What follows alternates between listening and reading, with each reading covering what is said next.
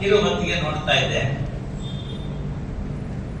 ಏನು ಸಂಪನ್ನಪ್ಪನವರು ಅವತ್ತು ದೃಢ ನಿಶ್ಚಯ ಮಾಡಿದ್ರು. ಗ್ರಾಚಾರ ಬ್ರಿಟಿಷ್ ಪೀರಿಯಡ್, ಆರೋಗ್ಯ ಚೆನ್ನಾಗಿರ್ಲಿಲ್ಲ ಆಗಿನ ಕಾಲದಲ್ಲಿ. ಇದೇ ಲಾಸ್ಟ್. ಬೆಂಗಳೂರು ಅಂದ್ರೆ ಈಗೇನ್ ನಾವು ನೋಡ್ತೀವಿ, ಇದು ಲಾಸ್ಟ್. ಇಲ್ಲಿಂದ ಆಚೆಗೆ ಆ ಕಡೆ ಕೆನರಾ ಬ್ಯಾಂಕ್ ಬಿಲ್ಡಿಂಗ್ ಏನಿದೆ, ಅಲ್ಲಿಂದ ಆಚೆಗೆ ಇದೆಲ್ಲ ಕಂಟೋನ್ಮೆಂಟ್ ಏರಿಯಾ ಅಂತ. ಈಗ ಯೂನಿಟಿ ಬಿಲ್ಡಿಂಗ್ ಅಂತ ಏನ್ ನೋಡ್ತೀವಿ ನಾವು, ಅದು ಬ್ಯಾಟಲ್ ಫೀಲ್ಡ್ ಅಂದ್ರೆ ಯುದ್ಧ ಭೂಮಿ ಅಂತ. ಅಲ್ಲಿಂದ ಹಿಡ್ಕೊಂಡು ಹೋದ್ರೆ ಅಲ್ಲಿಂದ ಮೇಹಾಲ್ ತನಕ ಪೂರ್ತಿ ಎಲ್ಲ ಸಿವಿಲ್ ಸ್ಟೇಷನ್ ಅಂತ. ಈ ಬೆಂಗಳೂರಿನಲ್ಲಿ ಈ ನಗರಪೇಟೆಯಿಂದ ಈ ರೋಡ್ ಇಂದ ದಾಟಬೇಕು ಅಂದ್ರೆ ಅವ್ರ ಪರ್ಮಿಷನ್ ತಗೋಬೇಕಾಗಿತ್ತು, ಬ್ರಿಟಿಷ್ ಪರ್ಮಿಷನ್ ತಗೋಬೇಕಾಗಿತ್ತು. ಈಗ ಇಲ್ಲಿ ಏನು ನಮ್ಮ ಟೌನ್ ಪಕ್ಕದಲ್ಲಿ ಒಂದು ಸಣ್ಣ ಜಾಗ ಇದೆ, ನಮ್ಗೆ ಇಲ್ಲಿ ಕಾಣ್ತಾ ಇದೆ. ಅಲ್ಲಿ ಒಂದು ಉತ್ಸವ ನಡೆಯೋದು, ಮಹೇಶ್ವರಮ್ಮನ ಉತ್ಸವ ಅಂತ. ಅದೊಂದು ಸಣ್ಣ ಟ್ರಸ್ಟ್. ಅಲ್ಲಿ ಪಲ್ಲಕ್ಕಿ ತಗೊಂಬಂದಿಡೋದು, ಅದು ಲಾಸ್ಟ್ ನಮ್ಗೆ. ಅಲ್ಲಿಂದ ಆಚೆಗೆ ಹೋಗ್ಬೇಕು ಅಂತಂದ್ರೆ ಯೂನಿಟಿ ಬಿಲ್ಡಿಂಗ್, ಅದು ಚರ್ಚ್ ಏರಿಯಾ.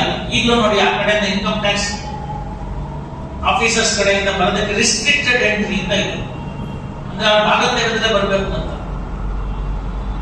ಇಂತಹ ಒಂದು ಪರಿಸ್ಥಿತಿನಲ್ಲಿ ಆರೋಗ್ಯ ಕೆಟ್ಬಿಡುತ್ತೆ. ಅವರ ಶ್ರೀಮತಿ ಕೇವಲ 10 ವರ್ಷದಲ್ಲಿ ತೀರ್ಬಿಡ್ತಾರೆ. 1908ರಲ್ಲಿ ಅವ್ರ ಮದುವೆ ಆದ್ರೆ 18ರಲ್ಲಿ ತೀರ್ಕೊಂಡ್ಬಿಡ್ತಾರೆ ಮೊದಲನೇ ಪತ್ನಿ. ಅವರಲ್ಲಿ 2 ಮಕ್ಕಳು ಹುಡ್ತಾರೆ. ಹಾಗೆಲ್ಲ ನಮ್ಮಲ್ಲಿ ತುಂಬಾ ಇನ್ಫ್ಯಾಂಟ್ ಡೆತ್ಸ್ ಅಂತ, ಚಿಕ್ಕ ವಯಸ್ಸಿನಲ್ಲಿ ಮಕ್ಕಳು ತೀರೋಗ್ತಾ ಇದ್ದಾರೆ.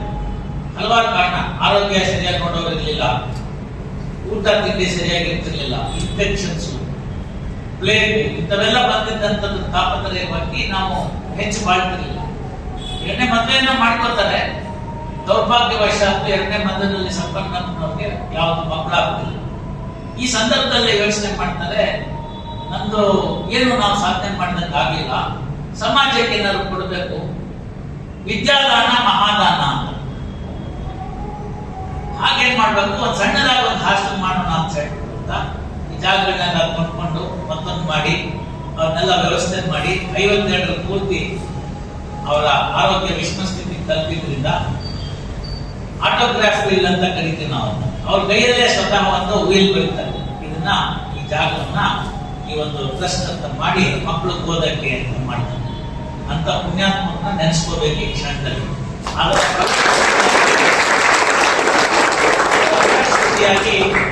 ಸೆಕೆಂಡ್ ಜನರೇಷನ್, ಥರ್ಡ್ ಜನರೇಷನ್ ನಾವೆಲ್ಲ ನೋಡ್ತಾ ಇದ್ದೀವಿ. ಇವತ್ತೇನ್ ನಿರೂಪಣೆ ಮಾಡಿ ನಿಮ್ಮ ಪ್ರೀತಿಯ ಹಾಸ್ಟೆಲ್ನ ವಾರ್ಡನ್ ಅಂತ ಕರೆಸ್ಕೊತಾರೆ, ಅವರು ಕೂಡ ಇಲ್ಲಿ ವಿದ್ಯಾರ್ಥಿಗಳಾಗಿದ್ದರು. ಇವತ್ತು ರಾಮಯ್ಯ ಕಾಲೇಜಿನಲ್ಲಿ ಪ್ರೊಫೆಸರ್ ಆಗಿದ್ರು ಕೂಡ ತಾವು ಇಲ್ಲಿ ಏನು ಅನ್ನ ಹಾಕಿ ನನ್ನ ಜೀವನ ಕೊಟ್ಟು ರೂಪಿಸ್ತು ಅಂತ ಹೇಳ್ತು, ಅದನ್ನ ಮರಿದಲ್ಲೇ ಇಲ್ಲಿ ಮಾನವರಿಯಾಗಿ ವಾರ್ಡನ್ ಅಂತ ನಿನ್ನೆಲ್ಲ ನೋಡ್ಕೊಳ್ಳೋ ಕೆಲಸ ಮಾಡ್ತಾರೆ. ಹೀಗೆ ಸಣ್ಣ ಬೀಜದಿಂದ ಬೆಳೆದಂತ ಅವತ್ತೊಂದು ಸಣ್ಣ ಸಸಿಯಾಗಿ ಅವರ ಮನಸ್ಸಿನಲ್ಲಿ ಬಂದಂತ ಸಂಪನ್ನಪ್ಪನವರ ಆ ಒಂದು ಆಶಯ ಇವತ್ತು ಒಂದು ಬೃಹತ್ತಾಗಿ ಬೆಳೆದಿದೆ. ನಮ್ಗೆಲ್ಲ ಹಾಸ್ಟೆಲ್ ಬಗ್ಗೆ ವಿಶೇಷವಾಗಿ ನಾನೇನು ಹೇಳ್ಬೇಕಾಗಿಲ್ಲ, ತಾವು ಇಲ್ಲಿ ನಿಂತು ಅದನ್ನ ಅನುಭವಿಸ್ತಾ ಇದ್ದೀರಿ. ಎಲ್ಲ ವರ್ಗದ ಜನರಿದ್ದೀರಿ, ಎಲ್ಲ ಜಾತಿಯ ಜನರಿದ್ದೀರಿ. ಇಲ್ಲಿ 2 ವಿಚಾರ ಟ್ರಸ್ಟಿಗಳ ಮುಂದೆ ಬರ್ತಕ್ಕಂಥದ್ದು. ಅವ್ರಿಗೆ ಬಡತನ ಇದೆಯಾ, ಅವ್ರಿಗೆ ತಮ್ಮಂದ ತಾವೇ ನಿಂತ್ಕೊಂಡು ಮಾಡ್ಕೊಳಕ್ ಆಗಲ್ವಾ ಅಂತ ಒಂದನೇದು. 2ನೇದು ಓದ್ಬೇಕು ಅನ್ನೋ ಆಸೆ ಇದೆಯಾ ಪ್ರತಿಭಾವಂತರ ಅಂತ. ಇವೆರಡನ್ನ ಗಣನೆಗೆ ತೆಗೆದುಕೊಂಡು ಇಲ್ಲಿ ಅಡ್ಮಿಟ್ ಮಾಡ್ಕೋತಾರೆ. ಇದೇ ತರನೇ ಗಿರಿನಗರದಲ್ಲಿ ಹೊಸ 2 ಜಾಗ ತೆಗೆದುಕೊಂಡು ಅಲ್ಲೂ ಕೂಡ ಹೆಣ್ಮಕ್ಳಿಗೋಸ್ಕರ ವಿಶೇಷವಾಗಿರ್ತಕ್ಕಂಥದ್ದು ಮಾಡ್ಕೊಂಡು ಅದನ್ನು ಕೂಡ ಚೆನ್ನಾಗಿ ನಡೆಸ್ಕೊಂಡು ಹೋಗ್ತಾ ಇದ್ದಾರೆ. ಎಲ್ಲರೂ ಕೂಡ ಒಂದೇ ಒಂದು ಪಾಯಿಂಟ್ ನ ಮನಸ್ಸಿನಲ್ಲಿ ಇಟ್ಕೊಂಡಿದ್ದಾರೆ. ಅದೇನು ಅಂತಂದ್ರೆ ಭಗವಂತ ನಮ್ಮನ್ನು ಚೆನ್ನಾಗಿ ಇಟ್ಟಿದ್ದಾನೆ, ಮಿಕ್ಕದವ್ರನ್ನು ಚೆನ್ನಾಗಿರುವಂತ ಕೆಲಸ ಮಾಡೋಣ ಅನ್ನೋ ಒಂದು ಉದಾರ ಬುದ್ಧಿಯಿಂದ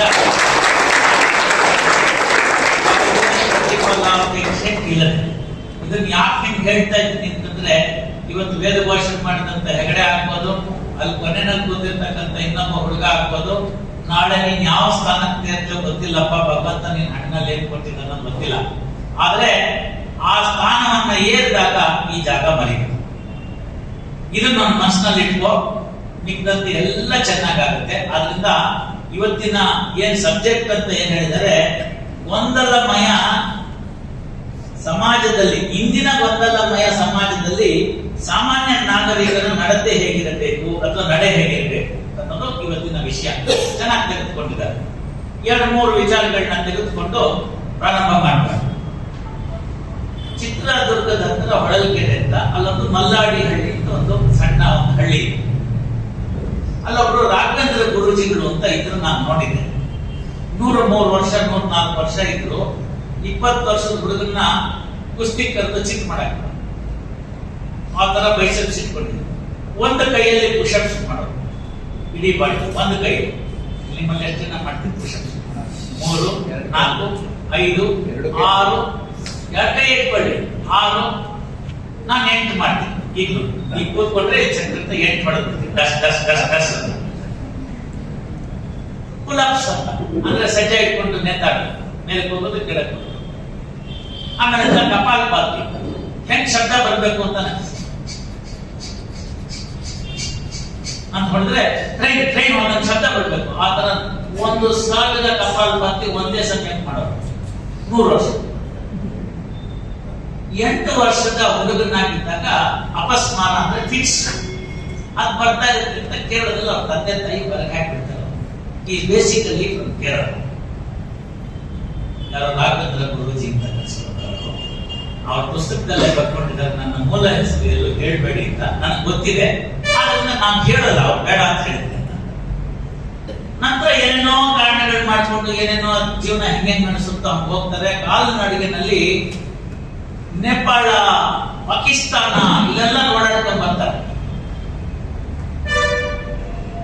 ಪಂಡಿತ್ ತಾರಾನಾಥ್ ಅಂತ ಸಿತಾರ್ ನುಡಿಸ್ತಿರ್ತಾರೆ, ಅವ್ರ ಮಗಳು ಈಗಲೂ ನುಡಿಸ್ತಾರೆ. ಆ ಪಂಡಿತ್ ತಾರಾನಾಥ್ ಹತ್ರ ಆಯುರ್ವೇದಕ್ಕೆ ಶಿಕ್ಷಣಾಗಿ ಸೇರಿಸ್ಕೊತಾರೆ. ಆಯುರ್ವೇದ ಕಲಿತಾರೆ, ಡಾಕ್ಟರ್ ಆಗೋದಿದೆ. ನಮ್ಗೆ ಫಿಟ್ ಸಿಕ್ತು ಅಂತದ್ರಲ್ಲಿ ತಾವು ಅದನ್ನು ಕಲಿತು 100, 104, 105 ಏಜಿನ ಬಗ್ಗೆ ಸ್ವಲ್ಪ ತಕರಾರಿದೆ. ಬಟ್ ಅಲ್ಲಿ ಶತಾಯುಷೀಕರಣ 100 ವರ್ಷ ಬದುಕಿದಂತ ಒಬ್ಬ ಹುಡುಗನ್ನ ತಂದೆ ತಾಯಿಗಳು ಫಿಟ್ಸ್ ಅಂತ ಮನೆಯಿಂದ ಹೊರಗಾಗಿ ಕೈ ಬಿಟ್ಬಿಟ್ಟ ಮೇಲೆ ಅಷ್ಟು ವರ್ಷ ಬದುಕಿ ಅನಾಥ ಸೇವಾಶ್ರಮ ಅಂತ ಮಲ್ಲಾಡಿ ಹಳ್ಳಿನಲ್ಲಿ ಕಟ್ತಾರೆ. ಅದು ಮಹಾ ಬೆಂಗಾಳು. ಸುಮ್ಮನೆ ನೀರ್ನ ಹಿಂಗೆ ಬೋರ್ವೆಲ್ ಹೊಡೆದ್ಬಿಟ್ಟು ಪಾತ್ರೆಯಲ್ಲಿ ಇಟ್ಬಿಟ್ರೆ ಕೆಳಗಡೆ ಇಷ್ಟು ನಿಂತು ಬಿಡುತ್ತೆ ಅಂತ ಗಳಿಸ್ ನೀರು ಆ ಊರಲ್ಲಿ ಸಿಕ್ಕೋದು. ಚನ್ನಗಿರಿ ಅಂತ ಹೊಳಲ್ಕೆರೆಯಿಂದ ಚನ್ನಗಿರಿಗೆ ಹೋಗೋದು ಬರುತ್ತೆ. ಇದು ಮಲ್ಲಾಡಿ. ಅಲ್ಲಿ ಜಾಗ ತಗೊಂಡು ಅಲ್ಲಿ ಒಂದು ಅನಾಥರಿಗೋಸ್ಕರ ಒಂದು ಆಶ್ರಮ ಕಟ್ತಾರೆ. ಅನಾಥಾಶ್ರಮ ಕಟ್ಟದವರು ಪುಣ್ಯಾತ್ಮರು ಅದು ನಡಿಬೇಕಲ್ಲ. ನೋಡಿ, ಹಸಿದ ಹೊಟ್ಟೆ ಖಾಲಿ ಜೇಬು ಇದು ಕಲಿಸ್ತಕ್ಕಂಥ ಪಾಠ ಇನ್ಯಾವ ಪುಸ್ತಕದಲ್ಲೂ ಇಲ್ಲ. ಅಷ್ಟು ನೇರವಾಗಿ ತಿಳ್ಕೋಬೇಕು.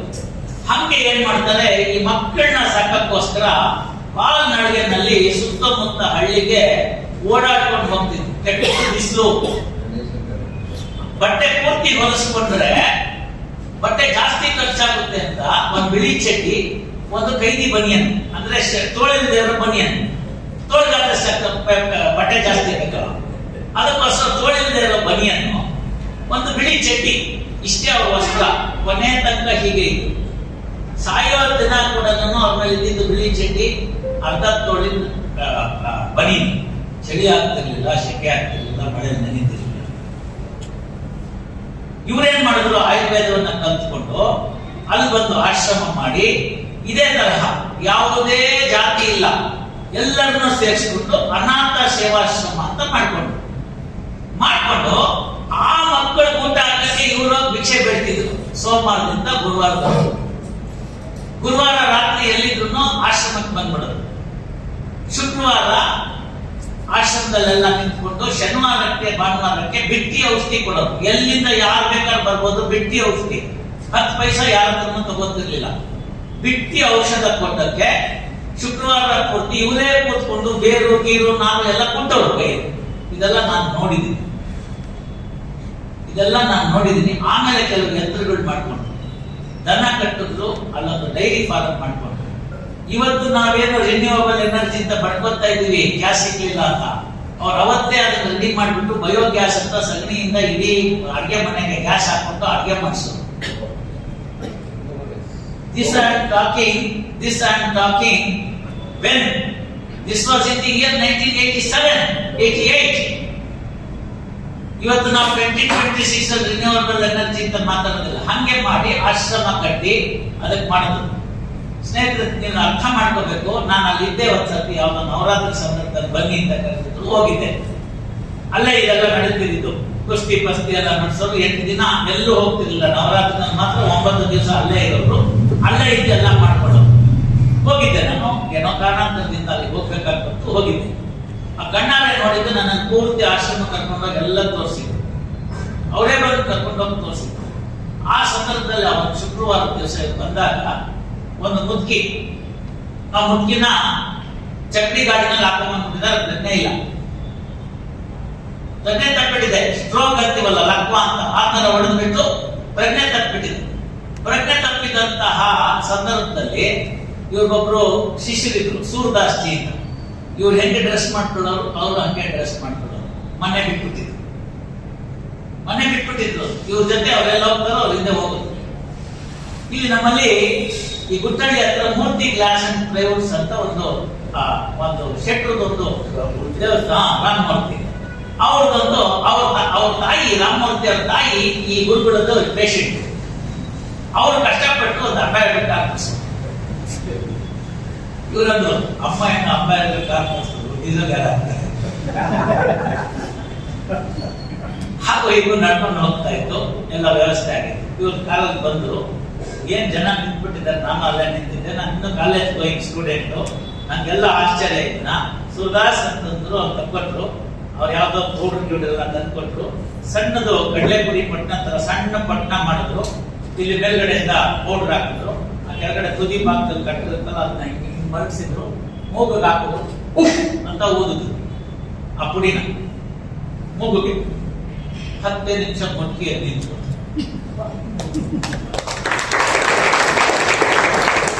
ಇಂತಹ ಸಾವಿರಾರು ಔಷಧಗಳನ್ನ ಇಟ್ಕೊಂಡಿದ್ದನ್ನ ಕೇರಳದವರಾದ್ರು ಕನ್ನಡಕ್ಕೆ ಬಂದು, ಕರ್ನಾಟಕಕ್ಕೆ ಬಂದು, ಇಲ್ಲೆಲ್ಲ ಕಲ್ತು ಇಲ್ಲಿ ಮಾಡಿ ಬಡವರ ವೈದ್ಯ ಅಂತ ಹೇಳಿ, ಸ್ವಯಂ ವೈದ್ಯ ಅಂತ ಹೇಳಿ ಒಂದು ಪುಸ್ತಕವನ್ನ ಬರೆದು, ಸ್ವಯಂ ವೈದ್ಯ. ಆ ಪುಸ್ತಕ ಎಲ್ಲ ಬರೆದು, ಔಷಧಿಗಳನ್ನೆಲ್ಲ ಬರೆದು, ಆ ಪುಸ್ತಕ ನಮ್ಮಲ್ಲಿ ಇತ್ತು. ಎಷ್ಟೋ ದಿನ ಯಾರೋ ಪುಣ್ಯಾತ್ಮ ತಗೊಂಡು ಹೋದ್ರು, ವಾಪಸ್ ಕೊಡೋದು. ಅವ್ರು ಚೆನ್ನಾಗಿರ್ಲಿ, ಏನ್ ತೊಂದರೆ ಇಲ್ಲ. ಅದನ್ನ ಹೇಳ್ತೀನಿ ನಾನು ಸ್ವಲ್ಪ ಬಂದಾಗ ಏನೇನ್ ಮಾಡ್ಬೇಕು. ಅದನ್ನ ಬಂದಾಗ ಸ್ವಯಂ ವೈದ್ಯ ತೆಗೆದುಕೊಂಡೋಗ್ಬಿಟ್ರು. ಕೊನೆಯಲ್ಲಿ ಒಂದು ನೋಟ್ ಬರೀತಾರೆ, ಅದನ್ನ ನೀವು ಅರ್ಥ ಮಾಡ್ಕೋಬೇಕು. ಕೊನೆಯಲ್ಲಿ ಬಂದಂತ ನೋಟ್ನ ಅರ್ಥ ಮಾಡ್ಕೋಬೇಕು. ಏನ್ ಹೇಳ್ತಾರೆ ಅದ್ರಲ್ಲಿ ಅಂತಂದ್ರೆ, ಇದು ನನಗೆ ಗೊತ್ತಿರ್ತಕ್ಕಂಥ ಔಷಧಗಳು, ಇದಲ್ಲದೆ ನೂರಾರು ಔಷಧಗಳು ನಮ್ಮ ದನ ಕಾಯುವಕ್ಕೆ, ಕುರಿ ಕಾಯಿಗಳಿಗೆ ಗೊತ್ತಿದೆ. ಅದನ್ನೆಲ್ಲವೂ ಕೂಡ ನೀವು ಅರ್ಥ ಮಾಡ್ಕೊಂಡ್ರೆ ನಿಮ್ಗೆ ಅಲೋಪತಿ ಬಿಡಬಹುದು ಅಂತ ಬರೀತಾರೆ. ಇವತ್ತು ನೋಡಿ, ಅರ್ಧ ಗಂಟೆ ತಲೆನೋವು ಅಂದ್ರೆ ಡೋಲಪಾಲ್ ಎಲ್ಲಿ ಬಂದು ಅಂದ್ಬಿಟ್ಟಿದ್ದ. ಬಂದಲ್ಲ ಮಯ, ಇವತ್ತು ಇತ್ತು, ಅವತ್ತು ಇತ್ತು. ಸೊ ನಮ್ಮ ನಡೆ ಹೇಗಿದೆ, ಇದು ಒಂದೇ ಬರು. ಇದನ್ನ ಹಿಂಗ್ ಮಾಡಿ ಅದ ನಂತರದಾಯ್ತು. ಈಗೇನೋ ಟ್ರಸ್ಟ್ ಸರಿಯಾಗಿ ನಡೀಲಿಲ್ಲ, ಏನೋ ಕಾರಣಗಳಾಯ್ತು, ಇರ್ಲಿ ಬಿಡಿ, ಅದನ್ನ ಆ ಕಡೆ ಬಿಟ್ಕೊಳ್ರಿ. ನಾನು ಮೊನ್ನೆ ಆ ರಸ್ತೆಯಲ್ಲಿ ಹೋದೆ, ನನ್ಗೆ ಬಹಳ ಮೈ ಎಳೀತು. ಆ ಕಡೆ ಒಂದು ರೌಂಡ್ ಹೋಗ್ಬೇಡ ಆಮೇಲೆ ವಿಚಾರ ಮಾಡಿದ್ದೆ. ಅದೆಲ್ಲ ಪೂರ್ತಿ ಹಾಳಾಗ್ಬಿಟ್ಟಿದೆ, ನೀವು ಅಲ್ಲಿಗೆ ಹೋಗ್ತಿರೋದೇ ಒಳ್ಳೇದು ಅಂತ ನನ್ನ ಸ್ನೇಹಿತರು ಹೇಳಿದ್ರು. ಹೋದ್ರೆ ಬೇಸರ ಆಗುತ್ತೆ. ಅದೇ ರಸ್ತೆನಲ್ಲೇ ಈ ಪಾಸಡ್ತರು ಮಲ್ಲಾಡಿಯಲ್ಲಿ ಮೇನ್ ರೋಡ್ಗೆ 2 ಕಿಲೋಮೀಟರ್ ಒಳಗಡೆ ಬಂದ್ರೆ ಆಗುತ್ತಿತ್ತು. ಚೆನ್ನಗಿರಿನಲ್ಲಿ ಆ ಕಡೆಗೆ ಹೋದ್ವಿ. ಬಹಳ ಎಳೀತು ಕಾಲು, ಆ ಕಡೆ ಹೋಗ್ಬಿಡ್ಬೇಕು. ಆಮೇಲೆ ನಮ್ಮನ್ನ ಅಲ್ಲಿ ಹೋಗಿ ನೀವು ಚೆನ್ನಾಗಿಲ್ಲ ಅಂತ ನಿಮ್ಮ ಮನಸ್ಸಿಗೆ ಬಂದ್ಬಿಟ್ರೆ ಬೇಸರ ಮಾಡ್ಕೊತೀರಿ, ಯಾಕೆ ಹೋಗ್ತೀರಿ, ಆಯ್ತು ಬಿಡು ಅಂತ ಹೇಳ್ಬಿಟ್ಟು ಬಿಟ್ಬಿಟ್ಟು. ಯಾಕಂದ್ರೆ ನಮ್ಮ ಜೂರಿಸ್ಡಿಕ್ಷನ್ ಬರುತ್ತೆ. ಚಿತ್ರದುರ್ಗಕ್ಕೆ ನಾನು ಅಡ್ಮಿನಿಸ್ಟ್ರೇಟಿವ್ ಇನ್ನೊಂದ್ಸರ್ತಿ ನಾನು ಹೋಗಿ ಹೋಗ್ತೀನಿ, ಒಂದ್ಸತಿ ನೋಡ್ಕೊಂಡ್ಬರಕ್ಕೆ ಹೆಂಗಾಗಿತ್ತು. ಇರ್ಲಿ, ಅದು ಒಂದಾಯ್ತು. ಇವರು ಆ ಭಾಗ ಆದ್ರೆ ತುಮಕೂರಿನಲ್ಲಿ ನಮ್ಮ ಡಾಕ್ಟರ್ ಶಿವಕುಮಾರ್ ಸ್ವಾಮಿ ಇದೇ ತರದ. ವ್ಯತ್ಯಾಸ ಏನು ಅಂದ್ರೆ, ರಾಘವೇಂದ್ರ ಗುರುಗಳು ಬಿಳಿ ಚಟ್ಟಿ ಬಿಳಿ ಬನಿಯನ್ನ ಅಂದ್ರೆ, ಇವರೊಂದು ಕಾಷಾಯ ವಸ್ತ್ರ. ಇದೇ ತರ ಮನೆಗೆ ನಡೆದು, ಬರೇ ಕಾಲಲ್ಲಿ ನಡೆದು, ರಾಗಿ ಹಿಟ್ಟು, ಮೆಣಸಿನ್ಕಾಯಿ, ಉಳ್ಳಾಗಡ್ಡಿ ಇವನ್ನೆಲ್ಲ ತಗೊಂಡ್ಬರೋರು. ಯಾಕೆ ಅಂತಂದ್ರೆ ಮಕ್ಕಳಿಗೆ ಅಂಬಳಿ ಮಾಡಿಸಾಕಕ್ಕೆ. ಯಾವತ್ತೋ ಕಡಿಮೆ ಸಿಕ್ಬಿಟ್ರೆ ಇವ್ರು ಉಪವಾಸ ಇದ್ದು ಮಕ್ಕಳನ್ನ ಸಾಕಿದ್ದಾರೆ. ಇಂದಿನ ಗೊಂದಲಮಯ ಅಲ್ಲ, ಅಂದಿನಿಂದಲೂ ಗೊಂದಲಮಯವೇ. ನಮ್ಮ ನಡೆ ಹೇಗಿರ್ಬೇಕು ಅಂತಂದ್ರೆ, ನಾವು ಕರೆಕ್ಟ್ ಆಗಿರ್ಬೇಕು ಅಂತಕ್ಕಂಥದ್ದು ಇವತ್ತಿನ ಉಪನ್ಯಾಸದ ಸಂಗತಿ. ಇವೆರಡನ್ನ ನಾನು ಹೇಳಿದ್ಮೇಲೆ ನಿಮ್ಗೊಂದು ವಿಷಯ ಹೇಳ್ತೀನಿ. ನಮ್ಮ ನಡೆ ಅಂತಂದ್ರೆ ಏನಿರ್ಬೇಕು ಅಂತಂದ್ರೆ 2-3 ವಿಚಾರಗಳು ಇಟ್ಕೋಬೇಕು. ಒಂದು, ಅನ್ನವನ್ನು ಇಕ್ಕುವುದು, ನನ್ನಿಯನ್ನು ನುಡಿಯುವುದು, ತನ್ನಂತೆ ಇತರರ ಬಗ್ಗೆ ತೊಡೆ ಕೈಲಾಸ ಭಿನ್ನಾಣ ಮತ್ತು ಸರ್ವಜ್ಞ ಅಂತ 3ನೇ ಕ್ಲಾಸಲ್ಲಿ ನಮಗೂ ಇಟ್ಟಿದ್ರು. 2 ನಂಬರ್ ಪಾಠ. ಅವತ್ತು 2 ನಂಬರ್ ತಗೊಂಡ್ಬಿಟ್ರೆ ಅಲ್ಲಿ ಮುಗ್ದೋಯ್ತು. ಏನಂದ್ರೆ ಅಂತಂದ್ರೆ ಹಸಿದವರಿಗೆ ಅನ್ನವನ್ನು ಈಯಲು ಬೇಕು ಅಂತ ದಾಸರು ಹೇಳ್ತಾರೆ. ಆ ಕೆಲಸವನ್ನ ಸರ್ಕಾರ ಮಾಡಬೇಕು. ಯಾವಾಗ? ಸ್ವತಂತ್ರ ಬಂದ್ಮೇಲೆ. Directive principles of state policy ಅಂತ ಪಾರ್ಟ್ 4 ಆಫ್ ದಿ ಕಾನ್ಸ್ಟಿಟ್ಯೂಷನ್ ಅಲ್ಲಿ ಇದೆ. ಯಾರು ಅದೆಲ್ಲ ಓದಿರ್ತೀರೋ ಮಾಡ್ತಿದ್ಯಾ ಅಂತ ಕೇಳ್ಬಿಟ್ಟು, ಕೇಳಿದ್ರೆ ಮಾಡ್ತಿದ್ದೀವಿ ಅಂತ. ಏನ್ ಮಾಡ್ತಿದ್ವಿ ಅಂದ್ರೆ ಅನ್ನ ಬಗ್ಗೆ ಕೊಟ್ಟಿಲ್ವಾ ಅಂತ. ಹೌದು, ರೀಚ್ ಆಗ್ತಿದ್ಯಾ ಅವ್ರಿಗೆ ಅಂತ ನೋಡಿ ಗೊತ್ತಾಗ್ತದೆ. ರೀಚ್ ಆಗ್ತಾ ಇದೆ, ಆ ಪ್ರಾಬ್ಲಮ್ ಆಗ್ತದೆ. ಹಸ್ತವ್ರಿಗೆ ಅನ್ನ ಇಡಬೇಕು ಅನ್ನೋದು ಮೊದಲನೇ ಭಾಗ. ಅದು ನಮ್ಮ ನಡೆನಲ್ಲಿ ಮೊದಲನೇ ಭಾಗ ಸೇರ್ತದೆ. ಸರ್, ನಾನು ಹೋಗಿ ಅವ್ರು ಊಟ ಇಡಕ್ಕಾಗುತ್ತಂದ್ರೆ ಏನು ಮಾಡಬೇಡಿ, ನೀವು ಮುಂದೆ ಒಂದು ಒಳ್ಳೆ ಪೊಸಿಷನ್ ಹೋಗ್ತೀರಿ. ಇಲ್ಲಿದಾರಲ್ಲ ನಮ್ಮ ಸ್ನೇಹಿತರುಗಳೆಲ್ಲ ಬರ್ತಿರ್ತೀವಿ, ಅಲ್ಲಿ ಕಂಡಿರೋ ತರ ಬರ್ತೀರಿ. ಸಮಾಜ ಮರಿಬೇಡಿ, ಇಲ್ಲ ಅನ್ನ ಹಾಕಿದ್ದನ್ನು ಮರಿಬೇಡಿ, ನಮ್ಮ ನಿರೂಪಕರ ತರ ಮರಿಬೇಡಿ. ಅವ್ರು ಇರೋಕೆ ಏನ್ ಕೆಲಸ ಮಾಡ್ತಾ ಇದ್ರೆ ಹಂಗಿರಿ. ಇದು ಮಾಡಕ್ಕಾಗ್ಲಿಲ್ವಾ? ನಿಮ್ ಪೊಸಿಷನ್ ಇಂದಾನೆ ಇಲ್ಲೊಬ್ಬ ನಿಮ್ ಫ್ರೆಂಡ್ ಓದ್ತಿದ್ದಾನೆ ಅಂತ ತಿಳ್ಕೊಳ್ಳಿ, ಕೈಲಾದಷ್ಟು ಕೊಡಿ, ಅವ್ರು ಮಾಡ್ಕೊಂಡಿರ್ತಾರೆ. ಎರಡನೇದಿದ್ದಲ್ಲ, ಅದು ನನ್ನಿಯನ್ನು ನುಡಿಯೋದು. ನನ್ನಿಯನ್ನು ನುಡಿಯೋದು ಅಂದ್ರೆ ಏನು ಅಂದ್ರೆ, ನನ್ನಿ ಅನ್ನೋ ಪದಕ್ಕೆ ನಮ್ಗೆ ಇತ್ತೀಚೆಗೆ ಗೊತ್ತೇ ಇಲ್ಲ. ಗೂಗಲ್ಗೆ ಹಾಕಿದ್ರೆ ಅಲ್ಲೂ ಗೊತ್ತಾಗುತ್ತೆ. ಧಾರವಾಡದಲ್ಲಿ ವಿದ್ಯಾಕಾಶಿ ಅಂತ ಕೇಳಿದ್ರು, ಅಲ್ಲೂ ಕೇಳಿದೆ, ಅಲ್ಲೂ ಇಲ್ಲ ಉತ್ತರ. ಹಾಗೆ ನೋಡಕ್ ಹೋದ್ರೆ ಸರ್ವಜ್ಞ ಯೂನಿಫೈಡ್ ಧಾರವಾಡ ಡಿಸ್ಟ್ರಿಕ್ಟ್ ನಾವು.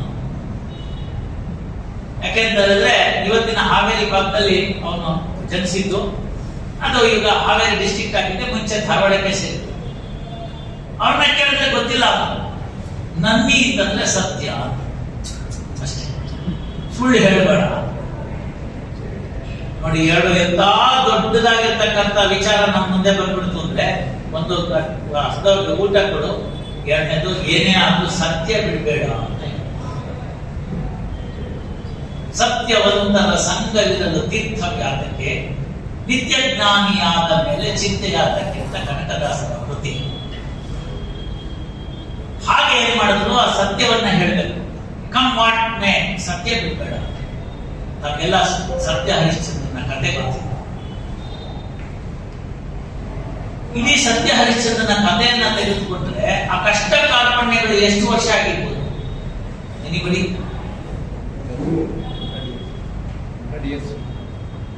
ಅವನು 1000 ವರ್ಷ ಬದುಕಿದ್ದ, ಆಯುಷ್ಯ ಅಷ್ಟಿತ್ತು. ಇವೆಲ್ಲ ಕಟ್ಟಕೋಟಲೆಗಳು ಕೇವಲ 2 ವರ್ಷ ಅವನ ಜೀವನದಲ್ಲಿ ನಡೀತಷ್ಟೇ, ಕೇವಲ 2 ವರ್ಷ. ನೀವೀಗಲೂ ಅರ್ಥ ಮಾಡ್ಕೋಬೇಕು. ರಾಜನ್ನ ಭಿಕ್ಷುಕನ್ನಾಗಿ ಮಾಡಿ, ಭಿಕ್ಷುಕನ್ನ ರಾಜನ್ ಮಾಡೋದು ವಿತ್ ಇನ್ ನೋ ಟೈಮ್ ಭಗವಂತನ ಇಚ್ಛೆ ಅಂತ. ಇಲ್ಲೇನಾಗ್ಬಿಡುತ್ತೆ, ಅವನು ಮಾತು ಕೊಟ್ಬಿಟ್ಟಿರ್ತಾನೆ, ಅವನಿಂದ ಲಕ್ಷಕ್ಕೆ ಆಗ್ತಿರ್ತಾನೆ, ಏನಾದ್ರೂ ಮಾಡಿ ಅವ್ರು ಬಾಯಿ ಸುಳ್ಳು ಹೇಳಿಸ್ತೀನಿ ಅಂತ. ಎಂತ ಅದ್ಭುತವಾಗಿರ್ತಕ್ಕಂಥ ಚಿಂತನೆ ಅಂತಂದ್ರೆ ನೀವು ಅದನ್ನ ನೋಡ್ಬೇಕು. ಅದು ಬೇರೆ ಯಾವ ದೇಶದಲ್ಲೂ ಇಲ್ಲ, ಈ ದೇಶದಲ್ಲಿ ಮಾತ್ರ ಇದ್ದಂಥದ್ದು. ಅವನ ಮಹಾರಾಜ, ಅವನಿಗೆ ಕಷ್ಟ ಕಾರ್ಪಣ್ಯಗಳನ್ನ ತರಿಸ್ಬಿಡ್ತಾರೆ, ಅದಕ್ಕಾಗುವಂತ ಎಲ್ಲ ಪ್ರಸಂಗಗಳನ್ನ ಮಾಡ್ಬಿಡ್ತಾರೆ. ಮಾಡಾದ್ಮೇಲಿಂದ ಮನೆಗೆ ಅವನ ಹೆಂಡತಿ ಮಕ್ಕಳನ್ನ ಮಾರ್ಬೇಕಾದ ಪರಿಸ್ಥಿತಿ ಬರುತ್ತೆ. ಅವನಿಗೆ ಜಾತ್ರೆಯಲ್ಲಿ ಸಂತೆಯಲ್ಲಿ ನಿಂತು ಹೆಂಡತಿನ ಹರಾಜ್ ಹಾಕ್ಬಿಡ್ತಾನೆ, ಮಗುನ ಹರಾಜ್ ಹಾಕ್ಬಿಡ್ತಾನೆ. ಮಗು ಲೋಹಿತಾಶ್ವ ಅಂತ. ಆ ಲೋಹಿತಾಶ್ವನನ್ನ ಹರಾಜ್ಗೆ ಹಾಕ್ಬಿಡ್ತಾನೆ, ಇವಳನ್ನ ಹರಾಜ್ಗೆ ಹಾಕ್ಬಿಡ್ತಾನೆ, ತನ್ನನ್ನ ತಾನು ಹರಾಜ್ಗೆ ಹಾಕೊಂಡ್ಬಿಡ್ತಾನೆ. ವೀರಬಾಬು ಅಂತ ಒಬ್ಬ ಸ್ಮಶಾನ ಕಾಯನ್ನು ಅವನ್ನ ಕೊಂಡ್ಕೊಂಡ್ಬಿಡ್ತಾನೆ. ನಿಮ್ಮ IPL ಹರಾಜ್ ಅಂತ ಅದೇನ್ ಸರ್, ಮನುಷ್ಯರನ್ನ ಹರಾಜ್ ಹಾಕ್ಬೋದಾದ್ರೆ ನಡೀತಿದೆಯಲ್ಲ ಈಗ, ಬೈಲಿಗೆ ಇಷ್ಟು ಅವನಿಗಿಷ್ಟು ಅರ್ಧ ನಡೀತಿರುವಾಗಲೇ ಅವ್ರನ್ನ ಕರ್ಕೊಂಡ್ಬಿಟ್ರು. 14 ವರ್ಷದ ಅಂಚಿನಿಂದ ಇನ್ನೊಂದು ಟೀಮ್ಗೆ ಜಾಸ್ತಿ ಕೊಟ್ಬಿಟ್ಟು. ಇವೆಲ್ಲ ಯಾಕೆ ನಾನು ನಿಮ್ಗೆ ಹೇಳ್ತಾ ಇದ್ದೀನಿ ಅಂತಂದ್ರೆ, ತನ್ನನ್ನ ತಾನು ಹರಾಜ್ಗೆ ಹಾಕ್ಬಿಡ್ತಾನೆ, ಸ್ಮಶಾನ ಕಾಯೋ ಕೆಲಸಕ್ಕೆ ಹಾಕ್ಬಿಡ್ತಾನೆ. ಮಹಾರಾಜ ಆಗಿದ್ದಂತಹ ಹರಿಶ್ಚಂದ್ರ ಸ್ಮಶಾನ ಕಾಯ್ಬೇಕಾದ್ರೆ ಬಂದ್ಬಿಡುತ್ತೆ. ಸ್ಮಶಾನ ಕಾಯುವಾಗ ಮಾತು ಕೊಟ್ಬಿಟ್ಟಿರ್ತಾನೆ ವೀರಬಾಬು. ಒಳ್ಳೆ ಮ್ಯಾನೇಜರ್ ಸಿಕ್ಕರೆ ಪ್ರೊಪ್ರೈಟರ್ ಆರಾಮ್ ಅಲ್ವಾ, ಎಲ್ಲ ಅವನೇ ನೋಡ್ಕೊಂಡು ಹೋಗ್ತಿದ್ರೆ ಕಾಲ ಮೇಲೆ ಕಾಲ ಕೂತಿರ್ಬೋದು. ವೀರಬಾಬು ಹಂಗೆ ಆಗುತ್ತೆ. ಒಳ್ಳೆ ಇವ್ರು ಸಿಕ್ಬಿಟ್ಟ. ಅವ್ನು ಹೇಳಿದ್ದಾನೆ, ನೋಡಪ್ಪ, ಸ್ಮಶಾನದೊಳಗಡೆ ಯಾವ್ದಾದ್ರು ಹೆಣ ಬರ್ಬೇಕು ಅಂತಂದ್ರೆ ಒಂದು ಗುಂಡೆ ಹೆಂಡ, ಒಂದು ವಸ್ತ್ರ, ಇಷ್ಟು ಧಾನ್ಯ, ಇಷ್ಟು ರೊಕ್ಕ ಇಷ್ಟು ಕೊಟ್ರೆ ಮಾತ್ರ ಒಳಗಡೆ ಬಿಡು, ಯಾವ್ದಾರ ಬಿಡ್ಬೇಡ. ಇವನು ಅದೇ ಪ್ರಕಾರ ಮಾಡ್ಕೊಂಡು ಹೋಗ್ತಾ ಇರ್ತಾನೆ ಲೋಹಿತಾಶ್ವ. ಮಾಡ್ಕೊಂಡು ಹೋಗುವಂತ ಸಂದರ್ಭದಲ್ಲಿ ಏನಾಗುತ್ತೆ ಅಂತ ಹೇಳಿದ್ರೆ, ಇವನು ಹರಿಶ್ಚಂದ್ರ ಈ ಲೋಹಿತಾಶ್ವಕ್ಕೆ ಅವಕಾಶ. ಲೋಹಿತಾಶ್ವನ ಸಾವು ಅಂತ 5ನೇ ಕ್ಲಾಸ್ ನಾವು ಪಾಠ ಇತ್ತು. ಚಂದ್ರಮತಿ ಪ್ರಲಾಪ ಅಥವಾ ಲೋಹಿತಾಶ್ವನ ಸಾವು 5ನೇ ಕ್ಲಾಸಲ್ಲಿ ಇಟ್ಟಿದ್ರು. ನಮ್ಗಿನ್ನ ನೆನಪಿದೆ. ಅದನ್ನ ಇಲ್ಲಿ ಈ ಸಂದರ್ಭಕ್ಕೆ ಉಪಯೋಗ ಮಾಡ್ಕೊತಾ ಇದ್ವಿ. 5ನೇ ಕ್ಲಾಸ್ ಅಂದ್ರೆ ನಮ್ಗೆ 10 ವರ್ಷ, ಈಗ ನಂಗೆ 60. 50 ವರ್ಷದಿಂದ ನಮ್ ಟೀಚರ್ ಹೇಳ್ಕೊಟ್ಟಿದ್ದು ಕಣ್ಮುಂದೆ ಹಂಗೇ ಬರೋದು. ಕಚ್ಬಿಡುತ್ತೆ ಪಾಪ. ಚಂದ್ರಮತಿ ಕೈಯಲ್ಲಿ ಮಗುವನ್ನ ಹಿಡ್ಕೊಂಡು ಲೋಹಿತಾಶ್ವನ ಕುಡಿಗೆ ಹಾಕ್ಬೇಕು ಅಂತ ಬರ್ತಾಳೆ ಸ್ಮಶಾನ. ಆಯ್ತಿರೋನ್ ಯಾರು?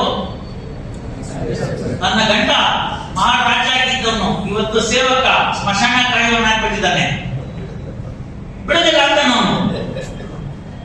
ಅವ್ರು ಬರೀ ಯಾಕೆ ಕೇಳ್ತಾಳು? ಇಲ್ಲಪ್ಪ, ನಿಂದೆ ಮಗು, ಅದು ಅವತ್ತೇ ಮುಗ್ದೋಯ್ತು, ಇವಾಗ ನಾನು ಸ್ಮಶಾನ ಕಾಯೋನು.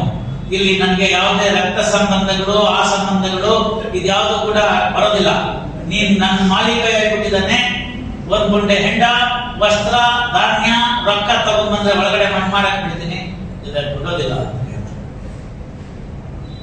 ಈ ಕ್ಷಣನ ಕಾಯ್ತಿರ್ತಾರೆ ದೇವತೆಗಳು. ಇಲ್ಲಾದ್ರೂ ಇವನು ಸೊತ್ತ ಬಿಡ್ತಾನೆ ಅಂತ. ಸ್ನೇಹಿತರೆ, ನಮಗೂ ಇವೆಲ್ಲ ಪ್ರಲೋಭನೆಗಳು ಬರುತ್ತೆ. ನಮ್ಮ ಹೆಂಡತಿ ಕಡೆಯಿಂದ ಫೋನ್ ಮಾಡಿಸ್ಬೋದು, ನಮ್ಮ ತಾತನ ಕಡೆಯಿಂದ ಫೋನ್ ಮಾಡಿಸ್ಬೋದು, ನಮ್ಮ ಟೀಚರ್ ಕಡೆಯಿಂದ ಫೋನ್ ಮಾಡಿಸ್ಬೋದು. ಮೊನ್ನೆ ಟ್ರಸ್ಟ್ ಹೋಗಿದ್ರಲ್ಲ, ಅಲ್ಲಿಂದ ಶ್ರೀನಿವಾಸ ರಾಜು ಫೋನ್ ಮಾಡ್ಬೋದು. ನೆವರ್ ಎವರ್ ಒಂದು ಕ್ಷಣ ಅಲ್ಲಾಡೋಗಿಲ್ಲ. ಅಲ್ಲಿ ಕೂತಾಗ ಬೇರೆ ತರನೇ ಇರ್ಬೇಕು. ಹಂಗೆ ಎಲ್ಲ ಪ್ರಲೋಭನೆಗಳನ್ನ ಹರಿಶ್ಚಂದ್ರನ್ ಕೊಡ್ತಾರೆ. ಎಲ್ಲ ಕಳ್ಕೊತಾನೆ, ಅರಮನೆ ಕಳ್ಕೊತಾನೆ, ದುಡ್ಡು ಕಳ್ಕೊತಾನೆ, ಆಸ್ತಿ ಕಳ್ಕೊತಾನೆ, ಎಲ್ಲ ಐಹಿಕ ಸುಖ ಭೋಗಗಳನ್ನ ಕಳ್ಕೊತಾನೆ, ಸ್ಮಶಾನ ಕಾಯೋನಾಗ್ತಾನೆ. ಹೆಂಡತಿ ಮಗು ಸತ್ಬಿಟ್ಟಿದೆ, ಹೆಂಡತಿ ಬಂದು ಪ್ರಲಾಪ ಮಾಡ್ತಾ ಇದ್ದಾಳೆ, ಬಿಡೋದಿಲ್ಲ. ಈ ಕ್ಷಣಕ್ಕೆ ದೇವತೆಗಳು ಕಾಯ್ತಿರ್ತಾರೆ, ನಕ್ಷತ್ರಿಕ ಹಿಂದೆ ಬಿದ್ದಿರ್ತಾರೆ. ಇವಾಗ ನಾವು ನಾನು ಸಿಕ್ಕಾಕ್ಸ್ಕೊಂಡ್ಬಿಡ್ತೀವ ಮನಿ ಟ್ರ್ಯಾಪ್. ನೋಡ್ಕೊಳ್ಳಿ, ಯಾವ್ಯಾವ ಟ್ರ್ಯಾಪ್ ಟ್ರೈ ಮಾಡಿದ್ರು, ಯಾವ ಟ್ರ್ಯಾಪ್ ಸಿಕ್ಕಾಕ್ಬಿಟ್ಟಿದೆ ಹರಿಶ್ಚಂದ್ರ. ಈ ಕ್ಷಣಕ್ಕೆ ಕಾಯ್ತಿದ್ದಂತ ದೇವಾನುದೇವತೆಗಳು ಮೆಚ್ಚದೆ, ಸತ್ಯ ಹರಿಶ್ಚಂದ್ರ ನಿನ್ನ ಸತ್ಯದ ವಾಕ್ಯಗಳಿಗೆ ಮೇಲೆ ನಿನ್ನ ಮೆಚ್ಚದೆ ಅಂತ ಹೇಳ್ಬಿಟ್ಟು ಹರಿಶ್ಚಂದ್ರನ ಸತ್ಯ ಹರಿಶ್ಚಂದ್ರನ ಅಂತ ತಿಳಿಸ್ಕೊಡ್ತಾರೆ. ಪುಷ್ಪವೃಷ್ಟಿ ಆಗುತ್ತೆ, ಎಲ್ಲವೂ ಅವ್ರಿಗೆ ವಾಪಸ್ ಬರುತ್ತೆ. ನಂತರ ಅತ್ಯಂತ ಸುಖವಾಗಿ ತನ್ನ ರಾಜ್ಯಭಾರವನ್ನು ಮಾಡ್ತಾನೆ. ಸತ್ತಿದಂತ ಲೋಹಿತಾಶ್ವ ಮರಳಿ ಬಿಡ್ತಾನೆ. ಚಂದ್ರಮತಿಗೆ ವಾಪಸ್ ರಾಣಿ ಪಟ್ಟ ಸಿಗುತ್ತೆ. ಆಗ ಅವಳು ಹೇಳ್ತಾಳೆ, ಸ್ವಾಮಿ, ನಿಮ್ಮ ಈ ದೃಢ ನಿರ್ಧಾರ ಏನಿತ್ತು, ನನ್ನನ್ನು ಒಳಗೊಳ್ಳೋದಿಲ್ಲ, ಮಗನ್ ಸತ್ತಿದೆ ಅಂತಂದ್ರೆ ಮಾಡಕ್ ಬರಲ್ಲ ಅಂತ, that was the last test that the everybody has given. ನಂಗೆ ಅರ್ಥ ಆಗ್ತಾನೆ ಹೋಗಿತ್ತು. ನಿಮ್ಮ ದೃಢ ನಿರ್ಧಾರ ಏನಿತ್ತು, ಸತ್ಯವನ್ನ ಹೇಳ್ತೀನಿ ಅಂತ, ಆ ಸತ್ಯದಿಂದ ಇದೆಲ್ಲ ಸಾಧ್ಯವಾಯಿತು ಅಂತ ಹೇಳ್ತಾರೆ. ಇದು ನಮ್ಗೆ ಏನಾಗಿ ಪಾಠ ಆಗ್ಬೇಕಾಗಿ ಬಂತು ಅಂತಂದ್ರೆ, come what May, don't give up your basics. So ನಮ್ಮ ನಡತೆ ಸಮಾಜದಲ್ಲಿ ಏನಿರ್ಬೇಕು ಅಂತಂದ್ರೆ, ಎಷ್ಟೇ ಗೊಂದಲಮಯವಾಗಿರ್ತಕ್ಕಂಥ ಸಮಾಜ ಇದ್ದು, ಯಾರು ಏನೇ ಅನ್ಯಾಯಗಳನ್ನ ಮಾಡ್ತಿದ್ರು ಕೂಡ ಬೇಸಿಕ್ಸ್, ಊಟ ಕೊಡೋದು, ಸತ್ಯ ಹೇಳೋದು, ಮನುಷ್ಯನಿಗೆ ಮನುಷ್ಯನಾಗಿ ನಡ್ಕೊಳ್ಳೋದು, ಓದಿ ಬ್ರಾಹ್ಮಣನಾಗು, ಕಾದು ಕ್ಷತ್ರಿಯನಾಗು, ನಿನ್ನೊಲವಿನಂತಾಗು, ಏನಾದರೂ ಸರಿ ಎಂಬುದು ಮಾನವನಾಗು ಅನ್ನೋ ಕವಿವಾಗಿ ಅದನ್ನ ನೆನಪಲ್ಲಿ ಇಟ್ಕೋಬೇಕು. ಒಬ್ಬ ಮನುಷ್ಯನಿಗೆ ಒಬ್ಬ ಮನುಷ್ಯನಿಗಾಗಲಿಲ್ಲ ಅಂತಂದ್ರೆ ಏನು ಉಪಯೋಗ ಅಂತಾರೆ. ಹಾಗಾಗಿ ಏನಂತಂದ್ರು, ಸರ್ವಜ್ಞನ ಮೂರನೇ ನುಡಿ ತನ್ನ ಅಂತ ಇತರರ ಬಗೆದೊಡೆ ಕೈಲಾಸ ಭಿನ್ನ ಆಡಬೇಕು ಸರ್ವಜ್ಞ. ಇವು ಮೂರು ಮಾಡ್ಕೊಂಡ್ಬಿಡೋ, ಒಂದು ಊಟ ಕೊಡೋ, ಸತ್ಯ ಹೇಳೋ, ನಿನಗ್ ನೋವಾದ್ರೆ ಇನ್ನೊಬ್ರು ನೋವು ಅಂತಾಗೋ, ಆಗ ನೀನ್ ಯಾರಿಗೂ ನೋವು ಮಾಡಲ್ಲ, ಇನ್ನೊಬ್ರು ಸಂತೋಷ ನಿನ್ ಸಂತೋಷ ಅಂತ ಖುಷಿ ಪಡೋ, ಆವಾಗ ಬೇರೆ ಸ್ವರ್ಗ ಯಾಕೆ ಬೇಕು, ಇಲ್ಲೇ ಸ್ವರ್ಗ ಅಲ್ಲೇನೋ ಅಂತಾನೆ ಸರ್ವಜ್ಞ. ಇವತ್ತು ನೋಡಿ, ಅಣ್ಣನ ಮಗಳು ತಮ್ಮನ ಮಗ ಇಬ್ರು SSLC ಕಟ್ಟಿದ್ದಾರೆ. ಇವ್ರು 623, ಕಳೆದ 624, 624 ಬಂದಿದ್ದಕ್ಕೆ 623 ಒಂದು ಕಾಫಿ ಹೊಡ್ತಿರ್ತಾರೆ.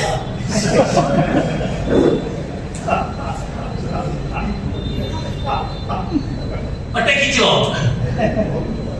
ಅರೆ ನಮ್ಮ ಹುಡುಗನ್ನೇ ಅಲ್ವೇನಯ್ಯ, ನನ್ನ ಮಗನ್ನೇ ಅಲ್ವೇನಯ್ಯ ಅಂತ ನನ್ನ ತಮ್ಮ ಇವತ್ತು ನನ್ನ ಮಗಳಿಗೆ ಮಗಳೇ ಅಂತಲೇ ಕರೀತಾರೆ.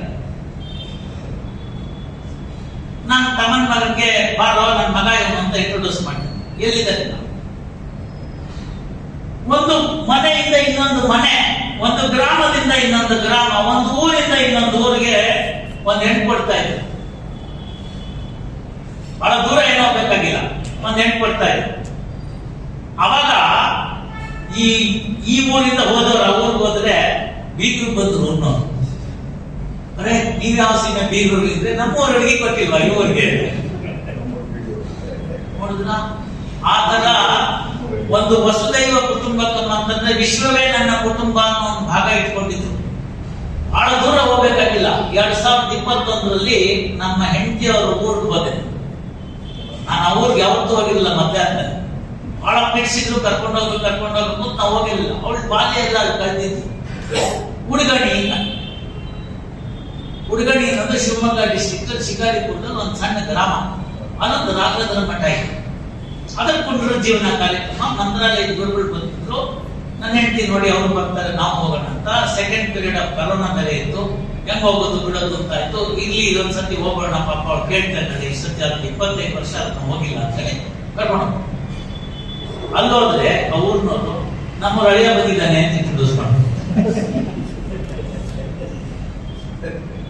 2021 2000 ಮಿಲಿನಿಯಂ ನಲ್ಲಿ ಜನ ಇನ್ನೂ ನಮ್ಮೂರ ಅಳಿಯ ಅಂತ ಕರೆದ್ರು. ನಾನು ಆ ಊರೇ ನೋಡಿರ್ಲಿಲ್ಲ. ಯಾಕೆ ನಿಮ್ಗೆ ಹೇಳ್ತೀನಿ ಅಂತಂದ್ರೆ ಇದು ಬೇಸಿಕ್ಸ್ ಆಫ್ ದಿಸ್ ಕಂಟ್ರಿ. ನಮ್ಮ ಕರ್ನಾಟಕ ಹಿಂಗಿರ್ಲಿಲ್ಲ, ನಮ್ಮ ಭಾರತ ಹಿಂಗಿರ್ಲಿಲ್ಲ. ಹಲವಾರು ಇನ್ವೇಷನ್ಗಳಾಗೋಯ್ತು. ಬಹಳಷ್ಟು ಜನ ದಾಳಿಕೋರರು ಬಂದ್ರು, ನಮ್ನೆಲ್ಲ ಚೆನ್ನಾಗಿರಕ್ಕ ಬಂದ್ರು. ಚೆನ್ನಾಗಿರದಿದ್ರೆ ಸಂಪನ್ನಪ್ಪ ಇನ್ನೂ 100 ವರ್ಷ ಇರೋರು. ನಮ್ಮನ್ನು ಹಾಳು ಮಾಡಕ್ಕೆ ಅವರೆಲ್ಲ ಬಂದಿದ್ದು. ಇಲ್ಲಿರೋ ಆಸ್ತಿ ಕೊಳ್ಳೆ ಹೊಡ್ಕೊಂಡು ಹೋಗಕ್ ಬಂದಿದ್ದು. ನಾವು ಪೆದ್ರು ತಲೆ ಕೊಟ್ವಿ. ನೀವೆಲ್ಲ ನೋಡಿದ್ದೀರಿ ಮರುಭೂಮಿ, ಅಲ್ಲಿ ಓಡಾಡೋ ಪ್ರಾಣಿ ಒಂದು ಒಂಟೆ. ಭಗವಂತ ಏನ್ ಮಾಡಿರ್ತಾನೆ ಮ್ಯಾನುಫ್ಯಾಕ್ಚರಿಂಗು, ಅದಕ್ಕೆ ತಕ್ಕಂತ ಅದಕ್ಕೆ ರೆಡಿ ಮಾಡಿರ್ತಾನೆ. ದಪ್ಪ ಚರ್ಮ, ಒಳಗಡೆ ನೀರು ಇಟ್ಕೊಳ್ಬೇಕು, ಕಾಲೆಲ್ಲ ಸ್ಪಾಂಜಿ ನೋಮಿ ಅಂತ ಕೊಟ್ಟಿರ್ತಾರೆ, ಅದ್ರಲ್ಲಿ ನೀರಿರುತ್ತೆ, ಬಿಸಿ ತಾಕಲ್ಲ, ಎಲ್ಲ ಆಯ್ತು. ಒಂದಿನ ವಿಪರೀತ ಬಿಸಿಲು. ಒಂದು ಅಜ್ಜಿ ಪಾಪ ಒಂದು ಗುಡಿಸಲು ಹಾಕೊಂಡು ಕೂತಿದ್ರು ಮರುಭೂಮಿ. ಹೋಯ್ತು ಒಂಟೆ. ಅಜ್ಜಿ ಏನಪ್ಪಾ ಯಾಕೋ ಬಿಸಿಲು ಜಾಸ್ತಿ ಅಲ್ವಾ? ಊದಪ್ಪ ಸ್ವಲ್ಪ ಜಾಸ್ತಿನೇ ಇದೆ. ತಲೆ ಸುಡ್ತಿದೆ, ಒಂಚೂರು ತಲೆ ಒಳಗಡೆ ಇಟ್ಕೊಳ್ಳ ಮನೆ. ಪಾಪ ಅಜ್ಜಿ ಅಯ್ಯೋ ಮೂಗು ಪ್ರಾಣಿ, ಬಿಸಿಲು ಜಾಸ್ತಿ ಆಗಿದೆ, ತಲೆ ಇಟ್ಕೊಳ್ಳಿ ಬಿಡು ಅಂತ ಹೇಳ್ತು. ಅರ್ಧ ಗಂಟೆ 1 ಗಂಟೆ ಕಳೀತು. ಅಜ್ಜಿ ಏನು ಮುಂದಿನ ಕಾಲ ಯಾಕೋ ಬಿಸಿಲಾಗ್ತದೆ. ಸ್ವಲ್ಪ ಅಜ್ಜಿ ಇದೆ, ಸ್ವಲ್ಪ ಹೊತ್ತು ಮುಂದಿನ ಕಾಲ ಬಿಡ್ತು. ಅಜ್ಜಿ ಒಂದು ಅರ್ಧ ಗಂಟೆ ಹೊಟ್ಟೆ ಭಾಗ ಯಾಕೋ ಬಿಸಿಲಾಗ್ತದೆ.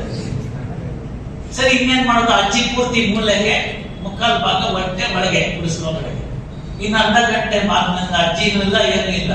ಹಿಂದಿನ ಕಾಲು ಒಳಗೆ ಬಂತು, ಹೊಟ್ಟೆ ಒಳಗೆ, ಅಜ್ಜಿ ಹೊರಗೆ. ನಮ್ಮ ದೇಶ ಹಿಂಗೆ ಆಯ್ತು. ದರಿದ್ರದವ್ರು ಮೆಣಸ್ಕೊಂಡು ಬರ್ತೀವಿ ಅಂತ ಅಲ್ಲೆಲ್ಲೋ ಬಂದು ಗೋವಾದಲ್ಲಿ ಬಂದು ನಮ್ಮ ರಾಷ್ಟ್ರನ 200 ವರ್ಷ ಆಳಿ ನಮ್ದೆಲ್ಲ ಸಂಪತ್ತನ್ನ ಕೊಳ್ಳೆ ಹೊಡ್ಕೊಂಡು ಹೋಗಿ ನಮ್ಮನ್ನ ಗುಲಾಮರಾಗಿ ಮಾಡಿದ್ರು. ಬೀದಿ ನಮ್ಮನ್ನ ಸಾಯಿಸಿದ್ರು. 18 ತುಂಬುತ್ತಾ ಅಂತ ಕಾಯ್ತು. 18 ತುಂಬುತ್ತಾ ಅಂತ ಕಾದು ಜನ ತಿಳ್ಕೋಬೇಕು. ಖುದೀರಾಮ್ ಬೋಸು 18 ತುಂಬುತ್ತಾ ಅಂತ ಕೇಳಿ ಅವ್ರ ಕಡೆಗೆ ಕರ್ಕೊಂಡು ಬಂದು ನೇಣು ಹಾಕ್ಬಿಡ್ತಿದ್ರು. ಬೆಂಗಾಲ್ ಬಂಗಾಳ ಏನಿದೆ ಪಶ್ಚಿಮ ಬಂಗಾಳದಲ್ಲಿ, ಅಲ್ಲಿ ಖುದೀರಾಮ್ ಬೋಸ್, ಚಂದ್ರಶೇಖರ್ ಆಜಾದ್, ಭಗತ್ ಸಿಂಗ್, ಇವ್ರು 3 ಜನರನ್ನ ಹಾಕುವಂತ ಪರಿಸ್ಥಿತಿ. ಇವ್ರು 3 ಜನರಲ್ಲಿ ಗಲಾಟೆ ಬ್ರಿಟಿಷ್ ಮುಂದೆ. ನನ್ ಮೊದ್ಲಾಕಿ ಅವನ ನೇಣು ಹಾಕೋನ್ಗೆ ಡೌಟ್. ಏನು ಹಿಂಗಂತಾರೆ, ಸಾಯಕ್ಕೂ ಇಷ್ಟೊಂದು ಅವಸರ. ಅವನು ತಿಳ್ಕೊಡುತ್ತೆ ಬ್ರಿಟಿಷ್ ಅಧಿಕಾರಿ. ಅಲ್ಲಿ ಹೋದ್ ಸಾಯಕ್ಕೆ ಯಾಕೆ ಇಷ್ಟೊಂದು ಅರ್ಜೆಂಟ್ ಮಾಡ್ತೀವಿ? ಯಾಕಂದ್ರೆ ಅಲ್ಲಿ ಅವಾಗ ಏನ್ ಮಾಡಿದ್ರು ಅಂದ್ರೆ, ಇವ್ರು ನೇಣು ಹಾಕಿದ್ರೆ ಅರ್ಧ ಗಂಟೆ ಆದ್ಮೇಲೆ ಇನ್ನೊಬ್ಬರು ನೇಣು ಹಾಕ್ತಾರೆ. ಯಾಕಂದ್ರೆ ನಮ್ಮಲ್ಲಿ ಏನ್ ಮಾಡ್ಬಿಟ್ಟಿದ್ರು ಅಂದ್ರೆ 5 ನಿಮಿಷದವರೆಗೆ ಅವನನ್ನು ನೇಣು ಹಾಕಿ ಅಂತ ಒಬ್ರು ಆಟ ಬಂದ್ಬಿಟ್ಟಿದ್ರು. ಅವನು ಸಿಕ್ಕಾಪಟ್ಟೆ ಯೋಗ ಮಾಡ್ಬಿಟ್ಟಿದ್ದ. 5 ನಿಮಿಷಕ್ಕೆ ಉಸಿಟ್ಕೊಂಡ್ಬಿಟ್ಟಿದ್ರು. ನೇಣು ತೆಗೆದ್ರು ಬದ್ಬಿಟ್ಟಿದ್ದಾರೆ. ಅದಕ್ಕೆ ಸಾಯೋವರೆಗೂ ನೇಣು ಹಾಕಿದ್ರು. ಸೊ ಇದು ಪೂರ್ತಿ ಸತ್ತಿದ್ದಾನೆ ಅಂತ ಆಗಿ ಆಮೇಲೆ ಬಾಡಿ ಇಳಿಸಿ ಆಮೇಲೆ ಇನ್ನೊಬ್ಬರು ಕಾಸಿ ಎಲ್ಲ ಮಾಡ್ಬೇಕು. ಇದನ್ನ ನಾವು ಸರ್ಟಿಫಿಕೇಟ್ ಬೇರೆ ಹಾಕ್ಬೇಕು. ಅದಷ್ಟು ಹಾಕ್ಬೇಕು ಅಂತ ಆಗೋದ್ರಿಂದ ನನಗ್ ಮೊದ್ಲಾಕಿ ಅವ್ನು ಬ್ರಿಟಿಷ್ ತಿಕ್ಕಲ್ತಿರ್ತಾರೆ, ಯಾಕೆ ಕೂಡ ಸಾಯಕ್ಕೆ ಇಷ್ಟು ಅರ್ಜೆಂಟ್ ಅಂತ ಕೇಳ್ತಾರೆ. ಆಗ ಬಂದಂತ ಉತ್ತರ ನಿಮ್ಮ ಮನಸ್ಸಿಗೆ ಬರ್ತದೆ. ಏನ್ ಹೇಳ್ತಾರೆ ಗೊತ್ತಾ? ಅರ್ಧ ಗಂಟೆ ಮುಂಚೆ ನಾನು ಸತ್ರೆ ಅರ್ಧ ಗಂಟೆ ಮುಂಚೆ ಬೇಗ ಇವು ಭಾರತದಲ್ಲಿ ಪುನಃ ಹೋಗ್ತೀನಿ, ನಿಮ್ಮೆಲ್ಲ ಗಲಾಟೆ ಮಾಡ್ತೀನಿ. ಇದು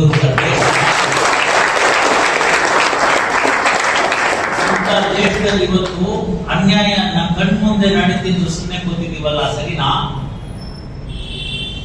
ಯಾರು ಸೃಷ್ಟಿ ಮಾಡ್ಕೊಂಡು ಈ ಗೊಂದಲನ? ಆ ಭಗತ್ ಸಿಂಗ್ ತಾಯಿ ಇದ್ಲಲ್ವಾ, ಅವಳ ಬಟ್ಟೆ ಉಳಿಲಿಲ್ವಾ ಅವತ್ತು? ಎಲ್ಲ ಸುಳ್ಳು ಹೇಳ್ಕೊಂಡು ಬಂದ್ಬಿಟ್ಟಿ ನಾವು. ಪಾಠದಲ್ಲಿ ಸಮಾಜ ಪಾಠ ಪರಿಚಯ ಪಾಠದಲ್ಲಿ ಹೇಳಿದ್ದನ್ನೇ ನಾವು ಸತ್ಯ ಅಂತ ತಿಳ್ಕೊಂಡ್ಬಿಟ್ವಿ. ಸತ್ಯ ಬೇರೆ ಇತ್ತು, ಹುಡುಕಿಲ್ಲ. ಯಾಕೆ 47ರಲ್ಲಿ ನಮ್ಮ ಸ್ವಾತಂತ್ರ್ಯ ಬಂತು, 48ರಲ್ಲಿ ಯಾವುದೋ ಒಂದು ಪುಸ್ತಕ ಪ್ರಿಂಟ್ ಮಾಡಿದ್ರು, ಅದರಲ್ಲಿರೋದೇ ನಿಜ ಅನ್ಕೊಂಡ್ಬಿಟ್ಟು ಊರಿಗೆ ಹಿರಿಕರಿಗೆ ಹೇಳಿದ ಮಾತು ಕೇಳಿಲ್ಲ, ಅನುಭವಕ್ಕೆ ಬೆಲೆ ಇರಲಿಲ್ಲ. ಮಾತಾಡಕ್ ಹೋಯ್ತು ಅಂತಂದ್ರೆ ಬೇರೆ ಬೇರೆ ತರ ತೊಂದರೆಗಳನ್ನ ಕೊಟ್ಟು. ಹೀಗಾಗಿ ಈ ದೇಶದ ಇತಿಹಾಸವನ್ನೇ ಸರಿಯಾಗಿ ಯಾರು ಹೇಳಿಲ್ಲ. ನಮ್ಮ ಕಣ್ಮುಂದೆ ಇವೆಲ್ಲ ಇರ್ತಕ್ಕಂಥದ್ದಿದೆ. ಹಲವಾರು ಜನ ಈ ತರ ಇದ್ದಾರೆ. ನಾನು ಕೆಲವರು ಎಕ್ಸಾಂಪಲ್ ತೆಗೆದುಕೊಂಡಿದ್ದೀನಿ. ಹಲವಾರು ಜನ ಇದ್ದಾರೆ ಈ ತರದ್ದು. ನೀವು ಆ ಕಡೆ ಉತ್ತರ ಕನ್ನಡದಿಂದ ಕೆಳಗಡೆ ಬರ್ತಾ ಹೋಯ್ತು ಅಂತ ಹೇಳ್ತು ಅಂತಂದ್ರೆ, ದಾಂಡೇಲಿಯಿಂದ ಅಣಶಿಯಿಂದ ಒಂದು ಘಾಟ್ ಬರುತ್ತೆ. ಆ ಅಣಶಿ ಘಾಟಿಂದ ಕೆಳಗಿರ್ತಕ್ಕಂಥದ್ದಂದ್ರೆ ಉಡುಪಿ ಚನ್ನಬಸವೇಶ್ವರ ಅವರು ಗದಿಗೆ ಇದೆ. ಈ ಕಡೆ ಯಾರು ಇದ್ರೆ ಅವ್ರು ನಮ್ಗೆ ಗೊತ್ತಿರುತ್ತೆ. ಅಲ್ಲಿ 5 ಜನನ್ನ ಸ್ವತಂತ್ರ ಸಂಗ್ರಾಮದಲ್ಲಿ ಹೋರಾಡ್ತದ್ದು ಸಮಾಧಿಗಳಿದೆ. ಅದನ್ನ ನೋಡೋಕ್ಕೋಸ್ಕರ ನಾನು ಅಲ್ಲಿ ಹೋಗಿದ್ದೆ. ಅವ್ರನ್ನವ್ರಿಗೆ ಗೊತ್ತಿಲ್ಲ ಎಲ್ಲಿದೆ, ನಾನೇ ಹೋಗ್ಕೊಂಡು ಹೋಗ್ಬೇಕು. ಜೋಯಿಡಾ ಅನ್ನೋ ಭಾರತದಲ್ಲಿ ಅತ್ಯಂತ ಹಿಂದುಳಿದ ಒಂದು ತಾಲೂಕು ಯಾವ್ದಾದ್ರು ಕರ್ನಾಟಕದಲ್ಲಿದೆ ಅಂದ್ರೆ ಅದೇ ಜೋಯಿಡಾ, ಅದೇ ದಾಂಡೇಲಿ ಹತ್ರ ಇರ್ತದೆ. ಕೋರ್ಟ್ ಇಲ್ಲ, ತಹಶೀಲ್ದಾರ್ ಆಫೀಸ್ ಇಲ್ಲ, ಪೊಲೀಸ್ ಸ್ಟೇಷನ್ ಇಲ್ಲ. ಇವತ್ತಿಗೂ ಯಾವ್ದಾದ್ರು ಅನಾನುಕೂಲ ಇದೆ ಅಂದ್ರೆ 4 ಜನ ಹೊತ್ಕೊಂಡು ಬರ್ಬೇಕು, ಯಾಕಂದ್ರೆ ರಸ್ತೆ ಇಲ್ಲ, ಆಂಬುಲೆನ್ಸ್. ಏನ್ ಪ್ರಗತಿ ಸಾಧಿಸಿದೀವಿ ನಾವು ಇಷ್ಟು ವರ್ಷ ಆದ್ಮೇಲೆ? ಏನ್ ಅಭಿವೃದ್ಧಿ ಸಾಧಿಸಿದೀವಿ? ಅಲ್ಲೂ ಒಬ್ಬ DC ಇದ್ದ ತಾನೆ, ಏನ್ ಮಾಡಿದೀವಿ? ನಾನು ಡಿಸ್ಟ್ರಿಕ್ಟ್ ಜಡ್ಜ್ ಇದ್ದಾಗ ನಾಗಮೋಹನ್ ದಾಸ್ ಅವ್ರು ಕರ್ಕೊಂಡು ಹೋದ್ರು. ಶ್ರೀಶಾ ಇಲ್ಲಿ ಬರ್ಬೇಕು, ಇಲ್ಲಿ ಕೆಲಸ ಮಾಡಿ, ನೀವು ಬಿಡಿ ಸರ್, ಮಿಕ್ಕಿದ್ ನಾನು ಮಾಡ್ತೀನಿ ಎಲ್ಲ ಅರೇಂಜ್ ಮಾಡಿದ್ರು. ಅವ್ರು ಎಕ್ಸ್ಪೆಕ್ಟ್ ಮಾಡಿದ್ದಕ್ಕಿಂತ ಹೆಚ್ಚುವರಿಗೆ ಸಂತೋಷವಾಗಾಯ್ತು. ಒಂದು ಸ್ಕೂಲು, ಆ ಸ್ಕೂಲಿನ ಒಂದು ಹಾಲು, ಅಲ್ಲಿ ಜನ ಕರ್ಸುತ್ತೀವಿ. ಎಲ್ಲ ಆಫೀಸರ್ ಅಲ್ಲೇ ಬಂದಿರ್ಬೇಕು, ಎಲ್ಲ ಆಫೀಸರ್ ಬಂದಿರ್ಬೇಕು. ಎಲೆಕ್ಟ್ರಿಸಿಟಿ ಡಿಪಾರ್ಟ್ಮೆಂಟ್ ಅವ್ರು ಬಂದಿರ್ಬೇಕು, ಫಾರೆಸ್ಟ್ ಡಿಪಾರ್ಟ್ಮೆಂಟ್ ಅವ್ರು ಬಂದಿರ್ಬೇಕು, ಎಲ್ಲರೂ ಬಂದಿರ್ಬೇಕು. ಆ ಜನಗಳದ್ದು ಏನೇನು ತೊಂದರೆ ಇರುತ್ತೋ ಅಲ್ಲೇ ಅರ್ಜಿ ಕೊಟ್ಟು ಅಲ್ಲಿಂದ ಅಲ್ಲೇ ತೀರ್ಮಾನ. ಅದೇ ಫಸ್ಟ್, ಅದೇ ಲಾಸ್ಟ್ ಪ್ರೋಗ್ರಾಮ್. ನಾನೇನಾದ್ರು ಪುನಃ ಉತ್ತರ ಕನ್ನಡಕ್ಕೆ ಇರೋ ಉಳಿದ ಸರ್ವಿಸ್ ಪೀರಿಯಡ್ ನಲ್ಲಿ ಅಡ್ಮಿನಿಸ್ಟ್ರೇಟಿವ್ ಜಡ್ಜ್ ಅದೇ ಇನ್ನೊಂದು ಪ್ರೋಗ್ರಾಮ್ ಇದಕ್ಕೆ ಚೆನ್ನಾಗಿ ಮಾಡ್ತೀನಿ. ಯಾಕೆ ನಾನು ಇದೆಲ್ಲ ಹೇಳ್ತಾ ಇದ್ದೀನಿ ಅಂತಂದ್ರೆ, ಬೆಂಗಳೂರಿನಲ್ಲೇ ಬೆಳೆದು ಬೆಂಗಳೂರಿನಲ್ಲೇ ಓದ್ಕೊಂಡು ಎಲ್ಲ ಅನುಕೂಲಗಳನ್ನೆಲ್ಲ ಇಟ್ಕೊಂಡು ನನಗೆ ಈ ಬಡವರದು ನೋವು ಅರ್ಥ ಆಗುತ್ತೆ ಅಂತಂದ್ರೆ, ಅಲ್ಲಿಂದ ಒಂದು ಒಳ್ಳೆ ಅಧಿಕಾರಕ್ಕೆ ಸೇರ್ಕೊಂಡಿರ್ತಕ್ಕಂಥವ್ರು ಯಾಕೆ ನೋವು ಅರ್ಥ ಆಗಲ್ಲ? ಕೊಡ್ಲಿಕ್ಕೆ ಕಾವು ಮರ ಆಗುತ್ತೆ, ಕೊಡ್ಲಿಕ್ಕೆ ಕಾವು ಅಂತ ಹಾಕ್ತೀವಿ, ಮರ ಅದನ್ನೇನಕ್ಕೆ ಉಪಯೋಗಿಸ್ತೀವಿ? ಈಗ ಹೇಳಿ ಗೊಂದಲ ಎಲ್ಲಿದೆ ಅಂತ, ನಮ್ಮ ನಡೆ ಹೇಗೆ ಗೊತ್ತು, ಅದನ್ನ ಮನಸ್ಸಿನಲ್ಲಿ ಇಟ್ಕೋಬೇಕು. ನೀವೆಲ್ಲ ಯಂಗ್ಸ್ಟರ್ಸ್, ಭಗವಂತನ ದಯೆ, ನಿಮ್ಮಲ್ಲಿ ವಿದ್ಯೆ ಇದೆ, ನೀವು ಓದ್ತಾ ಇದ್ದೀರಿ, ಡಾಕ್ಟರ್ಸ್ ಆಗ್ತೀರಿ, ಇಂಜಿನಿಯರ್ಸ್ ಆಗ್ತೀರಿ, ಚಾರ್ಟರ್ಡ್ ಅಕೌಂಟೆಂಟ್ ಆಗ್ತೀರಿ, ಲಾಯರ್ ಆಗ್ತೀರಿ, ಜಡ್ಜ್ ಆಗ್ತೀರಿ, DC ಆಗ್ತೀರಿ, ಪೊಲೀಸ್ ಅಧಿಕಾರಿ ಆಗ್ತೀರಿ, ಬೇಕಾದಾಗ್ತೀರಿ. ಇವತ್ತು ನಿಮ್ಮನ್ನ ಕಾಪಾಡಿದಂತ ಈ ಸಂಪನ್ನಪ್ಪನ ಟ್ರಸ್ಟ್ ಅಲ್ಲಿ ಇವತ್ತು ನೀವು ಮಾಡ್ತಿರಲ್ಲ ಊಟ, ಅದಕ್ಕೆ ಋಣ ಯಾವಾಗ ತೀರಿಸ್ತೀರಿ? ಅದಕ್ಕೆ ಋಣ ಯಾವಾಗ ತೀರಿಸ್ತೀರ ಹೇಳಿ? ಜಾಯಮಾನೋ ಭವತಿ ತ್ರೈಋಣ ಅಂತ. ಈ ಮನುಷ್ಯ ಹುಟ್ಟಿದ ತಕ್ಷಣ, ಈ ಭೂಮಿಗೆ ಬಂದ ತಕ್ಷಣ 3 ಋಣ ಇರುತ್ತೆ, 3 ಸಾಲ ಮಾಡೇ ಬರುತ್ತೆ. ಮೊದಲನೇ ಸಾಲ, ನಮ್ಗೆ ಯಾವ ಜನ್ಮವನ್ನ ಕೊಟ್ಟರು ತಂದೆ ತಾಯಿ, ಅವರಿಗೆ ಋಣ. ಇದೇ ಭೂಮಿನಲ್ಲಿ ಇಂದಲ್ಲೇ ಹುಟ್ಟಬೇಕು, ಭರತ ಭೂಮಿನಲ್ಲೇ ನೀನು ಹುಟ್ಟಬೇಕು ಅಂತ ಮಾಡಿದಂಥದ್ದು ಭಗವಂತನ ಇಚ್ಛೆ, ಅದಕ್ಕೆ ದೈವ ಋಣ. 3ನೇದು ಋಷಿ ಋಣ. ಋಷಿ ಅಂತಂದ್ರೆ ನಮ್ಗೆಲ್ಲ ಏನ್ ಬಂದ್ಬಿಟ್ಟಿದೆ, ಚಂದಮಾಮದಲ್ಲಿ ತೋರಿಸುವ ಚಿತ್ರ ಅಥವಾ ಫಿಲಮ್ ಅಲ್ಲಿ ತೋರಿಸುವ ಚಿತ್ರ. ಒಂದ್ ಕಾವಿ ಬಟ್ಟೆ ಉಡಿಸ್ಬಿಡುದು, ಒಂದ್ ಗಡ್ಡ ನೆಟ್ಟಾಕ್ಬಿಡುದು, ಒಂದ್ ಜಡೆ ಕಟ್ಬಿಡುದು, ಒಂದ್ ಕಮಾಂಡ್ ಕೊಟ್ಬಿಡುದು, ಒಂದು ದಂಡ ಕಟ್ಬಿಡುದು, ಅಲ್ಲಿ ಇಟ್ಕೊಂಡು ಹಿಂಗ್ ಕುತ್ಕೊಂಡು ಕಟ್ಟಿಸ್ಕೊಂಡು ಹಿಂಗ್ ಅಂತಿದ್ರು. ಋಷಿ ಇದ್ರೆ ಅವರಲ್ಲ. ಋಷಿ ಇದ್ರೆ ಯಾರು? ತಮಗೇನು ಇಲ್ಲದನ್ನೇ, ಸ್ವಾರ್ಥ ಇಲ್ಲದನ್ನೇ ಸಮಾಜಕ್ಕೆ ಏನಾದ್ರು ಮಾಡ್ತಾರಲ್ಲ ಅವ್ರು ಋಷಿಗಳು. ಆ ನಿಟ್ಟಿನಲ್ಲಿ ಸಂಪನ್ನಪ್ಪ ಅವರು ಋಷಿ.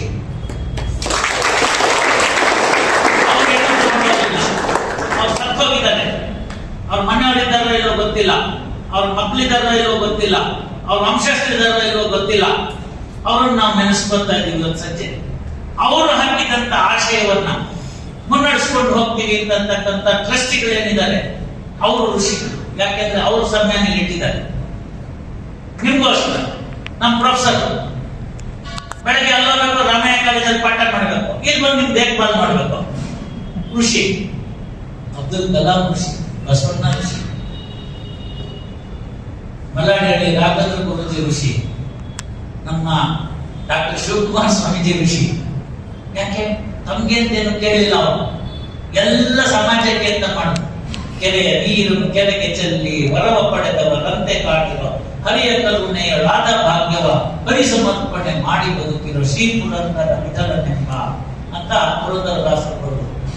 ನವಕೋಟಿ ನಾರಾಯಣ ಮೂರ್ತಿ ಈಗಿನ ಕಾಲ ಮಾರವಾಡಿ ಶಾಪ್ ಇದೆಯಲ್ಲ, ಆ ತರ ನೆನಪಿಸ್ಕೋಬೇಕು. ಮುಂದೆ ಅಂಗಡಿ, ಈ ಕಡೆ ಮನೆ, ಮಧ್ಯ ಒಂದು ಡೋರು. ಶಟರ್ ಬಿಟ್ರೆ ಮನೆ ಅಂಗಡಿ ಎರಡು ಒಂದೇ. ಶಟರ್ ಓಪನ್ ಮಾಡಿ ಈ ಬಾಗಿಲು ಹಾಕ್ಬಿಟ್ರೆ ಅಂಗಡಿ ಅದು ಮನೆ. ನವಕೋಟಿ ನಾರಾಯಣರಾಗ ಶಿವಮೊಗ್ಗದ ಹತ್ರ ಒಂದು ಊರು. ಆಗಿನ ಕಾಲಕ್ಕೆ 9 ಕೋಟಿ ಬೇಕಾದಿತ್ತು ಸಂಪಾದನೆಗೆ, ಎಲ್ಲ ಅನುಕೂಲ ಇತ್ತು. ಏನ್ ಮಾಡಿದ್ರು ಕೊನೆಗೆ? ಒಂದು ಮೂಗುತಿ ವಿಚಾರಕ್ಕೆ ದೇವ್ರು ಬರ್ತಾನೆ, ನನ್ನ ಮಗದ್ದು ಮುಂಚಿ ಮಾಡಿದ್ರೆ ಕೊಡಿ ಶೆಟ್ರೆ ಅಂತ. ಏನಿಲ್ಲ ಹೋಗಿ ದಿನ ಬಂದು ಬಿಡಿಸ್ತಾನೆ. ಒಂದಿನ ಅಲ್ಲ, ತಿಂಗಳ ಗಟ್ಟಲೆ ಹೋಗಿ ಬಿಡಿಸ್ತಾನೆ. ಇವಾಗ ನಾಲ್ಕಣಿ ಕೊಟ್ರೆ ಯಾರು ತಗೋತಾರೆ? 10 ರೂಪಾಯಿ ಕಾಯಿಲೆ ಹೋಗ್ತಿಲ್ಲ ಅಂತದ್ರಲ್ಲಿ ಆಗಲೂ ಅದರ ತೂತ್ ಕಾಸು ಹೋಗ್ತಿತ್ತು ನಡೀದಿರೋದು. ಅದಕ್ಕೂ ಒಂದು ಚೀಲ ಇಟ್ಟಿರ್ತಾನೆ, ಅದನ್ನ ವೇಸ್ಟ್ ಮಾಡಬಾರ್ದು. ಆ ಚೀಲ ತೆಗೆದ್ಬಿಟ್ಟು ಒಂದನ್ನ ಆಯ್ತು ಅಂತ ಚೀಲ ಪೂರ್ತಿ ಕೊಡ್ಲಿಲ್ಲ. ಗುಜರಿಗೆ ಹಾಕಿದ್ರೆ ಎಂಟಾಡಿನ 4 ಕಡೆನ ಬರುತ್ತೆ. ಅದನ್ನ ಸುರಿದ್ಬಿಟ್ಟು ಇದರಲ್ಲಿ ಒಂದನ್ನ ಆಯ್ತು ಅಂತ ಹೇಳ್ತಾರೆ. ಓಹೋ, ಇಷ್ಟೊಂದು ಜಿಪ್ನ ನಮ್ಮ ತಡಿಗೆ ಬಾಟ ಕಳಿಸ್ತೀನಿ. ಆಚೆ ಕಡೆ ಹೋಗ್ತಾನೆ.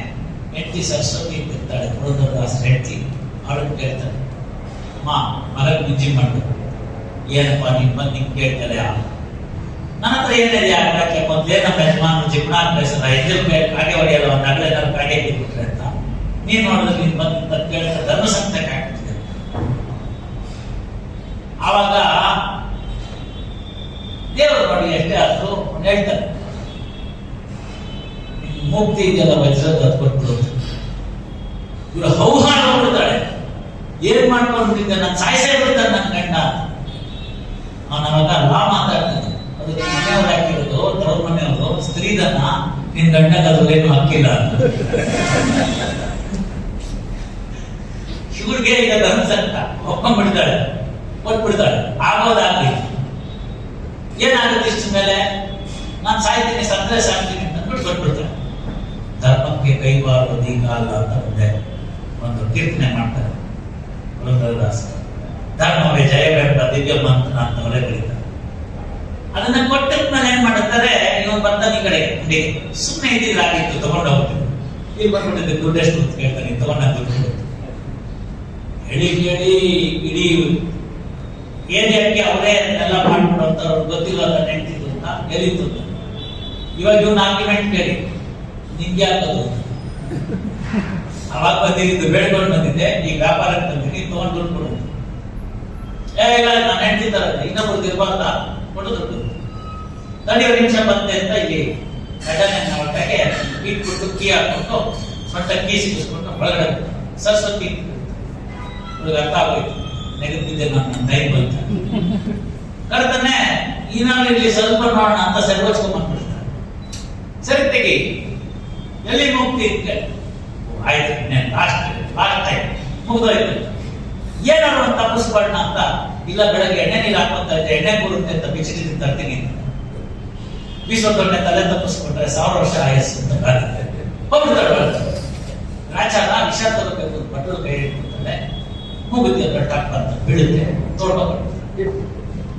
ಇವನು ಡೌಟಿಗ ಅಲ್ಲ, ಅಲ್ಲಿ ನಾನು ಲಾಕ್ ಮಾಡಿ ಬಂದಿದ್ದೀನಿ, ಇಲ್ಲಿ ಅವಳು ತಂದ್ಕೊಡ್ತಾರೆ, ಇನ್ನೊಂದು ಈ ತರ ಮಾಡಿಲ್ಲ, ಯಾಕಾದ್ರು ಮಾಡ್ಕೊಡ್ಬೇಕಾದ್ರೆ ನಾನೇ ಮಾಡೋದು, only one piece that is only for my wife ಅಂತ ಬಂದ್ ಮಾಡ್ತಾನೆ. ಇಲ್ಲ ತಿರ್ಗ ವಾಪಸ್ ಹೋಗ್ತಾನೆ.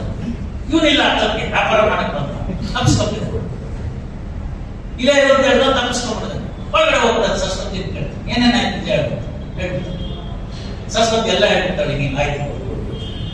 ಆಗ ಅವ್ನು ಹೇಳ್ತಾನೆ, ಎಷ್ಟು ಚೆನ್ನಾಗಿ ಹೇಳ್ತಾನೆ ಅಂತಂದ್ರೆ, ಹರಿತಾ ಬಂದಿದ್ದ ನಾ ಅರಿಯದೆ ಹೋದೆ, ಪುಣ್ಯವಂತಳು ನೀನು, ನಿನಗೆ ಭಗವದ್ ದರ್ಶನವಾಯಿತು. ಹೆಂಡತಿ ಸಂತತಿ ಸಾವಿರ ವಾಕಲ್ಲಿ ದಂಡಿಗೆ ಬೆತ್ತ ಇಳಿಸಿದಳಯ್ಯ, ಆದದ್ದೆಲ್ಲ ಒಳಿತೆ ಆಯಿತು ಅಂತ ಹೇಳಿ ಎಲ್ಲರನ್ನು ಕರೆದು ದಾನ ಮಾಡಿ ಮಾಡಿ ಮಾಡಿ ಮಾಡಿ ಬರೀ ತಂಬೂರಿ ಹಿಡ್ಕೊಂಡು ಬೀದಿಗೆ ಕೋಟಿ ಕೋಟಿ ರೂಪಾಯಿ ಸಂಪಾದನೆ ಮಾಡಿದವರು ಬೀದಿ ಹೆಣ ಹಾಕೋದ್ರಿಂದ ನಾವೇ ಕಣ್ಣಾರೆ ಕಟ್ಬಿಟ್ಟಿದ್ದೀವಿ. ಯಾವುದನ್ನ ತಾನು ಸೌಧ ಅಂತ ಕಟ್ಟಿದ ಆ ಮಕ್ಕಳು ಇವತ್ತು ಅವ್ರನ್ನ ನೋಡ್ತಾ ಇಲ್ಲ. ರೇಮಂಡ್ ಎಕ್ಸಾಂಪಲ್ ನಿಮ್ ಕಣ್ಣು ಮುಂದೆ. ಇದರ ಹಲವಾರು ಎಕ್ಸಾಂಪಲ್ಸ್ ನಾನು ಹೇಳ್ಬೇಕು. ಇಡೀ ವಿಶ್ವವನ್ನ ಗೆದ್ದಂತ ಅಲೆಕ್ಸಾಂಡರ್ ತಾನು ಕುಣಿಗೆ ಹೋಗುವಾಗ ಅವನು ಬರೆದಿಟ್ಟಿದ್ದ, ನನ್ನ ಒಂದು ಕೈಯನ್ನ ಕುಣಿಯಿಂದ ಹೊರಗಡೆ ಹಾಕಿರ್ತೀರಿ ಅಂತ. ಯಾಕೆ ಅಂತ ಕೇಳಿದ್ರು. ಜನಕ್ಕೆಲ್ಲ ಅರ್ಥ ಆಗ್ಲಿ, ಇಡೀ ವಿಶ್ವವನ್ನ ಗೆದ್ದೆ ನಾನು, ಹೋಗುವಾಗ ಬರೇ ಖಾಲಿ ಕೈಯಲ್ಲಿ ಹೋಗ್ತಾ ಇದ್ದೀನಿ, ಏನು ಇಲ್ಲ ನನ್ನ ಹತ್ರ, ಅದರಿಂದ ಯಾಕೆ ದುಡ್ಡಿಗೆ ಸಾಯ್ತಿರೋ ಅಯೋಗ್ಯರ ಅಂತ ಗೊತ್ತಾಗ್ಬೇಕು. ಚಕ್ರವರ್ತಿ ಆದಂತ ಅಲೆಕ್ಸಾಂಡರ್ಗೆ ಕೊನೆ ಕ್ಷಣದಲ್ಲಿ ಉಳಿಯಿತು. ಇದನ್ನ ಯಾಕೆ ತಮ್ಗೆಲ್ಲ ಹೇಳ್ತಾ ಇದ್ದೀನಿ ಅಂತಂದ್ರೆ, ನಮ್ ತಂದೆ ತಾಯಿಗೆ ದುಡ್ಡಿಲ್ಲ, ನನ್ಗೆ ಓದಿಸೋದಕ್ಕೆ ಆಗ್ಲಿಲ್ಲ, ನನ್ಗೆ ಭಗವಂತ ಕಡಿಮೆ ಮಾಡಿದ್ದಾನೆ ಅಂತ ನಿಮ್ ಯಾರ ಮನಸ್ಸಲ್ಲೂ ಬರಬಾರ್ದು. ದುಡ್ಡಿನಿಂದ ಯಾರು ಧನಿಕರಾಗೋದಿಲ್ಲ. ಮಾನಸಿಕ ಶ್ರೀಮಂತತೆಯಿಂದ ಆಗ್ತಾರೆ, ಬುದ್ಧಿಯಿಂದ ಶ್ರೀಮಂತರಾಗ್ತಾರೆ. ನನಗೊಬ್ಬ ಸ್ನೇಹಿತ ಇದ್ದ, ಹೆಸರು ಬೇಡ, ಬೇಜಾರು ಮಾಡ್ಕೋತಾರೆ. ಅವನೆಲ್ಲೋ ದೊಡ್ಡ ಸ್ಥಾನದಲ್ಲಿ ಇರ್ಬೋದು. ಇವತ್ತು ನೆನೆಸ್ಕೊಳ್ಬೇಕಂತ ನನ್ನ ಡ್ಯೂಟಿ. ನಾವು ಎಲ್ಲ ಒಟ್ಟಿಗೆ ಕೂತ್ಕೊಂಡು ನ್ಯಾಷನಲ್ ಕಾಲೇಜಲ್ಲಿ ಸ್ವಲ್ಪ ಎಲ್ಲ ಚೇಷ್ಟೆ ಮಾಡ್ಕೊಂಡು ಹುಡುಗ ಜೀವನ ಮಾಡ್ಕೊಂಡಿದ್ವಿ. ಅವನ್ನೆಲ್ಲ ಆಗಾಗ್ಗೆ ಕರ್ಕೊಂಡು ಹೋಗ್ತಿದ್ವಿ. ಅಲ್ಲಿ ನಮ್ಮ ನ್ಯಾಷನಲ್ ಕಾಲೇಜ್ ಹತ್ರ ಒಂದು ಡ್ಯಾಫೋಡಿಲ್ಸ್ ರೆಸ್ಟೋರೆಂಟ್ ಅಂತ, ಸ್ವಲ್ಪ ಶ್ರೀಮಂತರಾಗೋದು. ಆಗಿನ ಕಾಲಕ್ಕೆ 30 ರೂಪಾಯಿ ಸಪೋಟ ಜ್ಯೂಸ್. ಕೆಳಗಡೆ ಒಂದು ಪೂರ್ಣಿಮಾ ರೆಸ್ಟೋರೆಂಟ್ ಅಂತ, 2 ರೂಪಾಯಿ ಇಡ್ಲಿ ಸಾಂಬಾರ್. ದುಡ್ಡು ಜಾಸ್ತಿ ಇದ್ರೆ ನಮ್ಮ ಹತ್ರ ಕೊಡಕ್ ಶಕ್ತಿ ಇತ್ತು ಅಂದ್ರೆ ಡ್ಯಾಫೋಡಿಲ್ಸ್ ಹೋಗಿ ಅರ್ಧ ಸಪೋಟ ಜ್ಯೂಸ್ ಕುಡಿಯೋದು. ಏನಾದ್ರು ಬೆಟ್ಟಿಂಗ್ಸ್ ಕಟ್ಟಿದ್ರೆ ಡ್ಯಾಫೋಡಿಲ್ಸ್ ಸಪೋಟ ಜ್ಯೂಸ್ ಕೊಡಿಸುತ್ತೆ ಅಂತ ಬೆಟ್ಟಿಂಗ್ಸ್, ಗೆದ್ರೆ ಸಪೋಟ ಜ್ಯೂಸ್ ಕೊಡಿಸುತ್ತೆ. ಸೊ ಅಂದ್ರೆ ಪೂರ್ಣಿಮಾ ರೆಸ್ಟೋರೆಂಟ್. ನಾನು ಪೂರ್ಣಿಮಾ ರೆಸ್ಟೋರೆಂಟ್ ಅಲ್ಲಿ ಇಡ್ಲಿನೂ ತಿಂದಿದ್ದೀನಿ, ಡ್ಯಾಫೋಡಿಲ್ಸ್ ಸಪೋಟ ಜ್ಯೂಸ್ ಕೊಡಿದ್ದೀನಿ. ಇವನ್ನ ಕರ್ಕೊಂಡು ಹೋಗ್ತಿದ್ವಿ ಈ ಸ್ನೇಹಿತರು. ಅವ್ನು ಇಲ್ಲೇ ನಮ್ಮ ವೀರ್ಪುರದಲ್ಲಿ ಇದೇ ತರದ ಒಂದು ಹಾಸ್ಟೆಲ್ ಅಲ್ಲಿದ್ದ. ಸಣ್ಣ ಊರಿಂದ ಬಂದಿದ್ದ ಹಾಸ್ಟೆಲ್ ಕಡೆ. ಮಹಾಬುದ್ಧಿವಂತ, ಮ್ಯಾಥಮೆಟಿಕ್ಸ್ ಅಂದ್ರೆ ನಂಬರ್ 1. ನೆಕ್ಸ್ಟ್ ಗೆ ಬೇಕಾದ ಪಾಠ ಮಾಡೋದು ಅಷ್ಟು ಚೆನ್ನಾಗಿ ಚುರುಕಾಗಿದ್ದ. ದೇವ್ರ ದಯ ಏನೋ ಇರ್ಲಿಲ್ಲ, ಮನೆ ಕಡೆ ಶಕ್ತಿ ಇರಲಿಲ್ಲ, ಹಾಸ್ಟೆಲ್ ಸೇರಿದ. ಪ್ರತಿ ದಿನ ಸಾಯಂಕಾಲ ಊಟ ಕಡಿಮೆ ಮಾಡಿ ಮಾಡಿ ಮಾಡಿ ಅದನ್ನು ವಾರ್ಡನ್ ಹತ್ರ ಬಡಿಸಿ, ಒಂದು ದಿನ ನನ್ನ ಮತ್ತೆ ಒಂದು 3-4 ಜನ ಸ್ನೇಹಿತರನ್ನ ಅವ್ರ ಹಾಸ್ಟೆಲ್ಗೆ ಮಸಾಲೆ ದೋಸೆ ಕಳ್ಸಕ್ ಕರ್ಕೊಂಡು ಹೋಗಿದ್ದ. ಈಗ ಹೇಳಿ ದುಡ್ಡಿನಲ್ಲಿ ಯಾರು ಶ್ರೀಮಂತರು? ನಾವು 4 ಜನ ಕಾರಲ್ಲಿ ಹೋಗ್ತೀವಿ. ಈಗ ನಾವು ಕಾರಲ್ಲಿ ಹೋದ್ರು ಶ್ರೀಮಂತರ, ಅವನು ದಿನ ಒಂದು ಚೂರು ಊಟ ಕಡಿಮೆ ಮಾಡ್ಕೊಂಡು ನಾವು ಮಸಾಲೆ ದೋಸೆ ಹಾಕ್ಸ್ಕೊಂಡು ಶ್ರೀಮಂತ. ಇದೆಲ್ಲ ನಮ್ಗೆ ಏನ್ ಪಾಠ ಆಗಬೇಕು ಹೇಳಿ? ನಮ್ಮಲ್ಲಿ ಕೆಲವರು ಹೋಗಲ್ಲ ಅಂದ್ರು, ಬರಲ್ಲ ಅಂದ್ರು. ನಾನ್ ಸ್ವಲ್ಪ ಗಲಾಟೆ ಮಾಡಿ ಹೇಳಿದೆ, ನೀವು ಮಾಡ್ತಿರೋದು ತಪ್ಪು, ನಮ್ಮಲ್ಲಿ ಏನ್ ಬೇಕಾದ್ರೆ ಇರ್ಬೋದು. ಅವನು ಇದನ್ನ ಕಳೆದಿದ್ದಾನೆ, ಅವನ ಹಿಂದ್ಗಡೆ ಇರ್ತಕ್ಕಂಥ ಭಾವನೆ ನೋಡಿ, ಅವ್ನು ನಮ್ಗೊಂದು ವರ್ಷ ಸೀನಿಯರ್, ಭಾವನೆ ನೋಡಿ ಅದನ್ನೇ ನಾವು ಮಾಡಬೇಕು, ಹೋಗೋಣ. ಕೊನೆಗೆ ಒಂದಿಬ್ರು ಮನಸ್ಸಿಂದ ಬಂದಿದ್ರು ನನ್ನ ಜೊತೆ. ಇದು ಯಾಕೆ ನಿಮ್ಗೆ ಹೇಳ್ತಾ ಇದ್ದೀನಿ ಪಾಠಗಳನ್ನೆಲ್ಲ ಅಂತಂದ್ರೆ, ಜೀವನದಲ್ಲಿ ನಮ್ಮ ನಡೆ ಏನಿರ್ಬೇಕು ಅಂದ್ರೆ, ಈ ಗೊಂದಲಗಳು, ತಾಕಲಾಟಗಳು, ಸಿರಿತನ, ಬಡತನ, ಸುಳ್ಳು, ನಿಜ, ಸಮಯ ತಕ್ಕಂಗೆ ಬದಲಾವಣೆ ಆಗೋದು, ಇವೆಲ್ಲವೂ ಆಗ್ಲೂ ಇದ್ದು, ಈಗಲೂ ಇದೆ, ಮುಂದೂ ಇರುತ್ತೆ. ನಾವು ಬದಲಾಗ, ನಾವು ಕರೆಕ್ಟಾಗಿ ಸಿಕ್ಕಾಕೋಬೇಕು. ಅವತ್ತೇ ಲಾಸ್ಟ್ ಅವ್ರ ಎಕ್ಸಾಮ್ ಆಯ್ತು, ಅವ್ನು ಪಾಸ್ ಆಗೋಗ್ಬಿಟ್ಟ, ಎಲ್ಲಿದಾರ ನಮ್ಗೆ ಸಿಕ್ಕಿಲ್ಲ ಇವತ್ತು. ಬಹಳ ದಿವಸಗಳ ಮೇಲೆ ಹೀಗೆ ಯೂಟ್ಯೂಬ್ ಇಂದ ಯಾರೋ ಫ್ರೆಂಡ್ ಆಗಿ, ಅವ್ರು ನನ್ನ ಸ್ಕೂಲ್ ಇಂದ ನನ್ನ ಕ್ಲಾಸ್ಮೇಟ್ ನಮ್ ಚೇಂಬರ್ ಬಂದು ಮಾತಾಡ್ಸ್ಕೊಂಡು ಹೋಗಿ, ಈಗ 45 ವರ್ಷ ಆದ್ಮೇಲೆ ನಾವು ಹೈಸ್ಕೂಲ್ ಫ್ರೆಂಡ್ಸ್ ಎಲ್ಲ ಸಿಕ್ಕಿದೀವಿ. ಒಬ್ಬೊಬ್ರು ನಮ್ಮ ದೊಡ್ಡ ದೊಡ್ಡ ಸ್ಥಾನದಲ್ಲಿದ್ದಾರೆ, ಬಹಳಷ್ಟು ಜನ ವಿದೇಶದಲ್ಲಿದ್ದಾರೆ. ಹಾಗೊಬ್ಬ ನನ್ನ ಸ್ನೇಹಿತ ವಿದೇಶದಿಂದ ಬಂದವನು ಮೊನ್ನೆ ನನ್ನ 40ನೇ ವರ್ಷದ ಬರ್ಡೇಗೆ ನಮ್ಮ ಸರ್ಪ್ರೈಸ್ ಪಾರ್ಟಿ ಇಟ್ಟಿದ್ದೆ. ನಾನೇನು ಮಾಡಿಲ್ಲ, ನಮ್ಮ ಮಕ್ಕಳು ಅವರು ಸೇರ್ಕೊಂಡ್ಬಿಟ್ಟು ಒಳಗೊಳಗೆನೇ ಮಾಡ್ಬಿಟ್ಟಿದ್ದೆ. ನಾನು ತಿರುಪತಿಗೆ ಹೋಗಿದ್ದೆ, ಭಗವಂತನ ದರ್ಶನ ಮಾಡ್ಕೊಂಡು ಬರ್ಬೇಕು. I believe in that. ಅದಕ್ಕೆ ಅವ್ರು ಬಂದ್ರೆ ಮಧ್ಯಾಹ್ನ ಬಂದು ನೋಡ್ತೀವಿ, ನಾನು ಸುಸ್ತಾಗಿ ಹೋಗ್ಬಿಟ್ಟಿದ್ದೀನಿ, ಹಿಂದಿನ ದಿನ ನಿದ್ದೆ ಇಲ್ಲ, ಟ್ರಾವೆಲ್ ಎಲ್ಲ ಮಾಡ್ಕೊಂಡು, ಇವ್ರು ನೋಡಿದ್ರೆ ಸರ್ಪ್ರೈಸ್ ಪಾರ್ಟಿ. ಇವನ್ನೆಲ್ಲ ನಾನು ನಿಮ್ಗೆ ಯಾಕೆ ಹೇಳ್ತಾ ಇದ್ದೀನಿ ಇಷ್ಟು ಒತ್ತಿ ಅಂತಂದ್ರೆ, ದುಡ್ಡಿಂದ ಯಾರು ದೊಡ್ಡವರಾಗಲ್ಲ. ನರಸಿಂಹರಾಜದೊಂದು ಹಾಡಿದೆ, ದುಡ್ಡಿದು ಜಗದಳೆಲ್ಲವೂ ದೊಡ್ಡದು, ಈ ರೂಪಿ ಜಗದೀ ರೂಪಿ, ರೂಪಿಯೂ ಇಲ್ಲದವನೇ ಕಪಿ. ಮಿಸ್ಲೀಲಾವತಿ ಅಂತ ಇರ್ಬೇಕು ಆ ಪಿಕ್ಚರ್, ಅಥವಾ ಪ್ರೊಫೆಸರ್ ಹುಚ್ಚುರಾಯ ಎರಡು ಒಂದು ಪಿಕ್ಚರ್ ನಲ್ಲಿ ಈ ಹಾಡಿದೆ ನರಸಿಂಹರಾಜ. ಅಲೆಕ್ಸಾಂಡರ್ ನ ಗಮನಕ್ಕೆ ಇಟ್ಕೊಳ್ಳಿ, ಎಷ್ಟು ದುಡ್ಡಿದ್ರೆ ಅಂದ್ರಿ, 35,000 ರೂಪಾಯಿ ಕೊಟ್ಟು ಇವತ್ತು ಆರ್ಥೋಪೆಡಿಕ್ ಹಾಸಿಗೆ ಅಂತ ತರ್ತಾರೆ. ಯಾವ ಸುಡುಗಾಡಿಲ್ಲ ಅದು, ಸುಮ್ಮನೆ ಅವ್ರು ಹೇಳ್ತಾರೆ ಡಾಕ್ಟ್ರು, ಇವನಂತ ದುಡ್ಡಿದೆಲ್ಲ ಒಂದು ಅಲ್ಲ ಅವ್ನಿಗೆ ಅಡ್ಜಸ್ಟ್ಮೆಂಟ್ ಹೇಗಲ್ಲ ಅಂತ ಹೇಳ್ತಾರೆ. ನಾನು ಕಳಿಸ್ತೀನಿ ಆರ್ಥೋಪೆಡಿಕ್ ಹಾಸಿಗೆ ಅಂತ ಕೊಟ್ಟು ಕಳಿಸ್ತೀನಿ. ಎಲ್ಲ ಚೆನ್ನಾಗಿ ಮಲ್ಕೋತಾರೆ, ಮೆತ್ತಿಗೆನೂ ಇರುತ್ತೆ, ನಿದ್ದೆ ಬರಲ್ಲ. ಈಗ ಬನ್ನಿ ನಮ್ಮ ಮಾರ್ಕೆಟ್ ತೋರಿಸ್ತೀನಿ. ಬೆಳಗ್ಗೆ ಬರ್ತಾರೆ, ಊರುಗಳಿಂದೆಲ್ಲ ತರಕಾರಿ ಹಾಕೊಂಡ್ ಬಂದಿರ್ತಾರೆ, ಮೂಟೆ ಗಟ್ಟಲೆ ಇರುತ್ತೆ, ಕೋಸ್ ಹಾಕೊಂಡ್ ಬಂದಿರ್ತಾರೆ, ಕ್ಯಾರೆಟ್ ಹಾಕೊಂಡ್ ಬಂದಿರ್ತಾರೆ, ಟೊಮೆಟೊ ಹಾಕೊಂಡ್ ಬಂದಿರ್ತಾರೆ, ಹುಳ್ಳಿಕಾಯಿ ಹಾಕೊಂಡ್ ಬಂದಿರ್ತಾರೆ, ಬೇಕಾದಷ್ಟು ಹಾಕೊಂಡ್ ಬಂದಿರ್ತಾರೆ. ಎಲ್ಲಾನು ಸಣ್ಣ ಆಟೆ, ಸಣ್ಣ ಗಾಡಿಗಳೆಲ್ಲ ಹಾಕೊಂಡ್ ಬಂದಿರ್ತಾರೆ.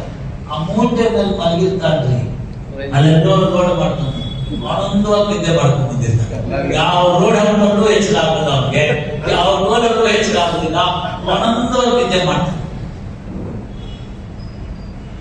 ಚಿತಾಶ್ಚಿಂತ ಎಷ್ಟೈವ, ಒಂದು 0 ಮಾತ್ರ ವ್ಯತ್ಯಾಸ. ಚಿಂತೆ ಜಾಸ್ತಿ ಆದರೆ 0 ಕಳ್ಕೊಂಡ್ಬಿಟ್ಟು ಚಿಂತೆಗೆ ಇರ್ಬಿಡ್ತೀವಿ. ಅದೇ ಕನ್ನಡದಲ್ಲಿ ಸ್ವಚ್ಛವಾಗಿ ಗಾದೆ ಬರ್ಬಿಟ್ರು, ಚಿಂತೆ ಇಲ್ಲದೆ ಸಂತೆಯಲ್ಲೂ ನಿದ್ದೆ. ನೋಡಿ, ನಾನು ಇಂಗ್ಲಿಷ್ ಮೀಡಿಯಂ ಸ್ಟೂಡೆಂಟ್, ಭಾಷೆ ಅಡ್ಡ ಬಂತ ಇಲ್ಲ, ವಿಷಯ ತಿಳ್ಕೊಳ್ಳೋದಕ್ಕೆ ಭಾಷೆ ಅಡ್ಡ ಬರಬಾರ್ದು. ಅದೊಂದು ಗಿಡದ ಮೇಲೆ ನಮ್ಗೆ ಇಂಗ್ಲಿಷ್ ಮಾತಾಡಕ್ ಬರಲ್ಲ, ಅದಕ್ಕೋಸ್ಕರ ನಾವು ಅದಾಟ. ನಮ್ಮ ಮನೆಗಳಲ್ಲೂ ಇರ್ತಿತ್ತು, ಯಾರೋ ನೆಂಟರು ಇಷ್ಟು ಬಂದಿತ್ತು ಅಂತಂದ್ರೆ, ನಿಮ್ಗೆ ನಾನು ರೀಸಸ್ ಹೋಗ್ಬೇಕು ಅಥವಾ ಪ್ರಕಾಶ್ ಹೋಗ್ಬೇಕು, ಈ ತರದ್ ಆಯ್ತು ಅಂತಂದ್ರೆ ಸಿಗ್ನಲ್ ಕೊಡ್ಬೇಕು. ಅಂದ್ರೆ ಎಲ್ಲರೂ ಮುಂದೆ ಹೇಳ್ಕೊಬಾರ್ದು, ಸಣ್ಣದಾಗೇನೋ ಒಂದು ಶಿಕ್ಷಣ ಕೊಟ್ಬಿಟ್ರೆ ಹೋಗ್ಬೇಕು. ಎಷ್ಟು ಚೆನ್ನಾಗಿ ಹೇಳೋದು ಗೊತ್ತಾ, ಊರಿಂದ ಊರಿಗೆ ಬಂತು ಅಂತಂದ್ರೆ ಬಹಳ ಕಷ್ಟ ಪಡ್ತಿದ್ರಲ್ಲ, ಅವಾಗ ಏನ್ ಹೇಳೋದು ಅಂತಂದ್ರೆ ಒಂದೇ ಮಾತು ಹೇಳ್ತಿದ್ರು, ಬನ್ನಿ ಸುಸ್ತಾಗಿರ್ತೀರಿ, ಕೈಕಾಲು ತೊಡ್ಕೊಳ್ಳಿ ಅಂತ. ಯಾರನ್ನು ಕೂಡ ಅಲ್ಲಿ ಹೋಗಿ ವಾಶ್ರೂಮ್ ಬಗ್ಗೆ ಅಂತ ಹೇಳಲ್ಲ, ಕೈಕಾಲು ತೊಡ್ಕೊಂಡಿದ್ರೆ ಎಲ್ಲರಿಗೂ ಅರ್ಥ ಆಗ್ತಿತ್ತು. ಗಂಡಸ್ರನ್ನ ಬಿಡಿ ಎಲ್ ಬೇಕಾದ್ರೆ ನಿಂತ್ಕೊಂಡು ಗೋಡೆ ಓದಿಸ್ಬಿಡ್ತೀವಿ, ಹೆಂಗಸಿದ್ದದೆ ಹೆಂಗಸಕ್ಕತೆ ಏನು ಪಾಪ. ಈಗ ಅದೇ ಪರಿಸ್ಥಿತಿ ಇದೆಲ್ಲ ಅವ್ರಿಗೆ, ಅಷ್ಟು ಸೂಚ್ಯವಾಗಿ ಹೇಳೋದು. ಈ ಮಕ್ಳಿಗೆ ಏನ್ ಹೇಳಿದ್ದಾರೆ, ನಮ್ಮ ಕಾಲದಲ್ಲಿ ಬಚ್ಚಲ್ ಮನೆಗೆ ಹೋಗ್ಬೇಕು ಅಂತ ಹೇಳ್ಕೊಟ್ಟಿದ್ರು.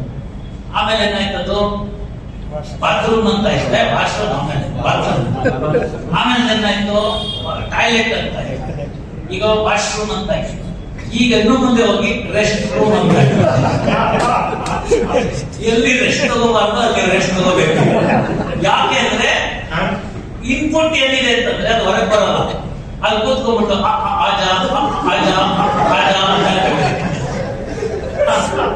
ಸರಳವಾಗಿ ಯಾವುದು ಬರೋದೇ ಇರಲ್ಲ. ಇವೆಲ್ಲವೂ ಕೂಡ ನಿಮ್ಗೆ ಗೊಂದಲಗಳು. ಯಾಕೆಂದ್ರೆ ಊಟ ನಮ್ದಲ್ಲ, ನೋಟ ನಮ್ದಲ್ಲ. ಚಳಿ ದೇಶದಲ್ಲಿ ಮೈಗೆ ಚಳಿ ತಾಕಬಾರ್ದು ಅಂತ ಹೇಳಿ ದನ ಕಾಯೋರ್ಗಿದ್ದಂಥದ್ದು ಜೀನ್ಸ್ ಅಂತ. ಇವತ್ತೆಲ್ಲಿ ಬಂದು ತಪ್ಪಿದೆ, 36 ಡಿಗ್ರಿ ಜೀನ್ಸ್ ಹಾಕೊಂಡು ಕುತ್ಕೊಂಡ್ಬಿಟ್ಟಿದ್ದೀರಿ, ಒಳಗಡೆ ಗಾಳಿ ಆಗ್ತಿಲ್ಲ, ಪ್ರಾಣ ಹೋಗ್ತಾ ಇದೆ. ಆದರೂ ಶೋ ಯೋಚನೆ ಮಾಡಿ ನೀವು. ಊಟ ಹೋಯ್ತು ನಮ್ದು, ಆಟ ಹೋಯ್ತು ನಮ್ದು, ನೋಟ ಹೋಯ್ತು ನಮ್ದು, ಉಡುಗೆ ತೊಡುಗೆಗಳು ಹೋಯ್ತು. ಎಲ್ಲ ಸಂಸ್ಕೃತಿ ಮೇಲೆ brick by brick, brick by brick, brick by brick ನಮ್ಮನ್ನ ಹಾಳು ಮಾಡ್ತಾರೆ. ಏನ್ ಹೇಳಿದ್ರು? ನಿಮ್ಮಮ್ಮ ಚೆನ್ನಾಗಿಲ್ಲ, ನಿಮ್ಮನೆ ಪಾಠ ಚೆನ್ನಾಗಿಲ್ಲ, ನಿಮ್ಮನೆ ಊಟ ಚೆನ್ನಾಗಿಲ್ಲ, ನಿಮ್ಮನೆ ನೋಟ ಚೆನ್ನಾಗಿಲ್ಲ, ನಿಮ್ ಅಡಿಗೆ ಚೆನ್ನಾಗಿಲ್ಲ, ನಿಮ್ ಬಟ್ಟೆ ಚೆನ್ನಾಗಿಲ್ಲ. ಇನ್ಫೀರಿಯಾರಿಟಿ ಡೆವಲಪ್ ಮಾಡ್ತೀವಿ.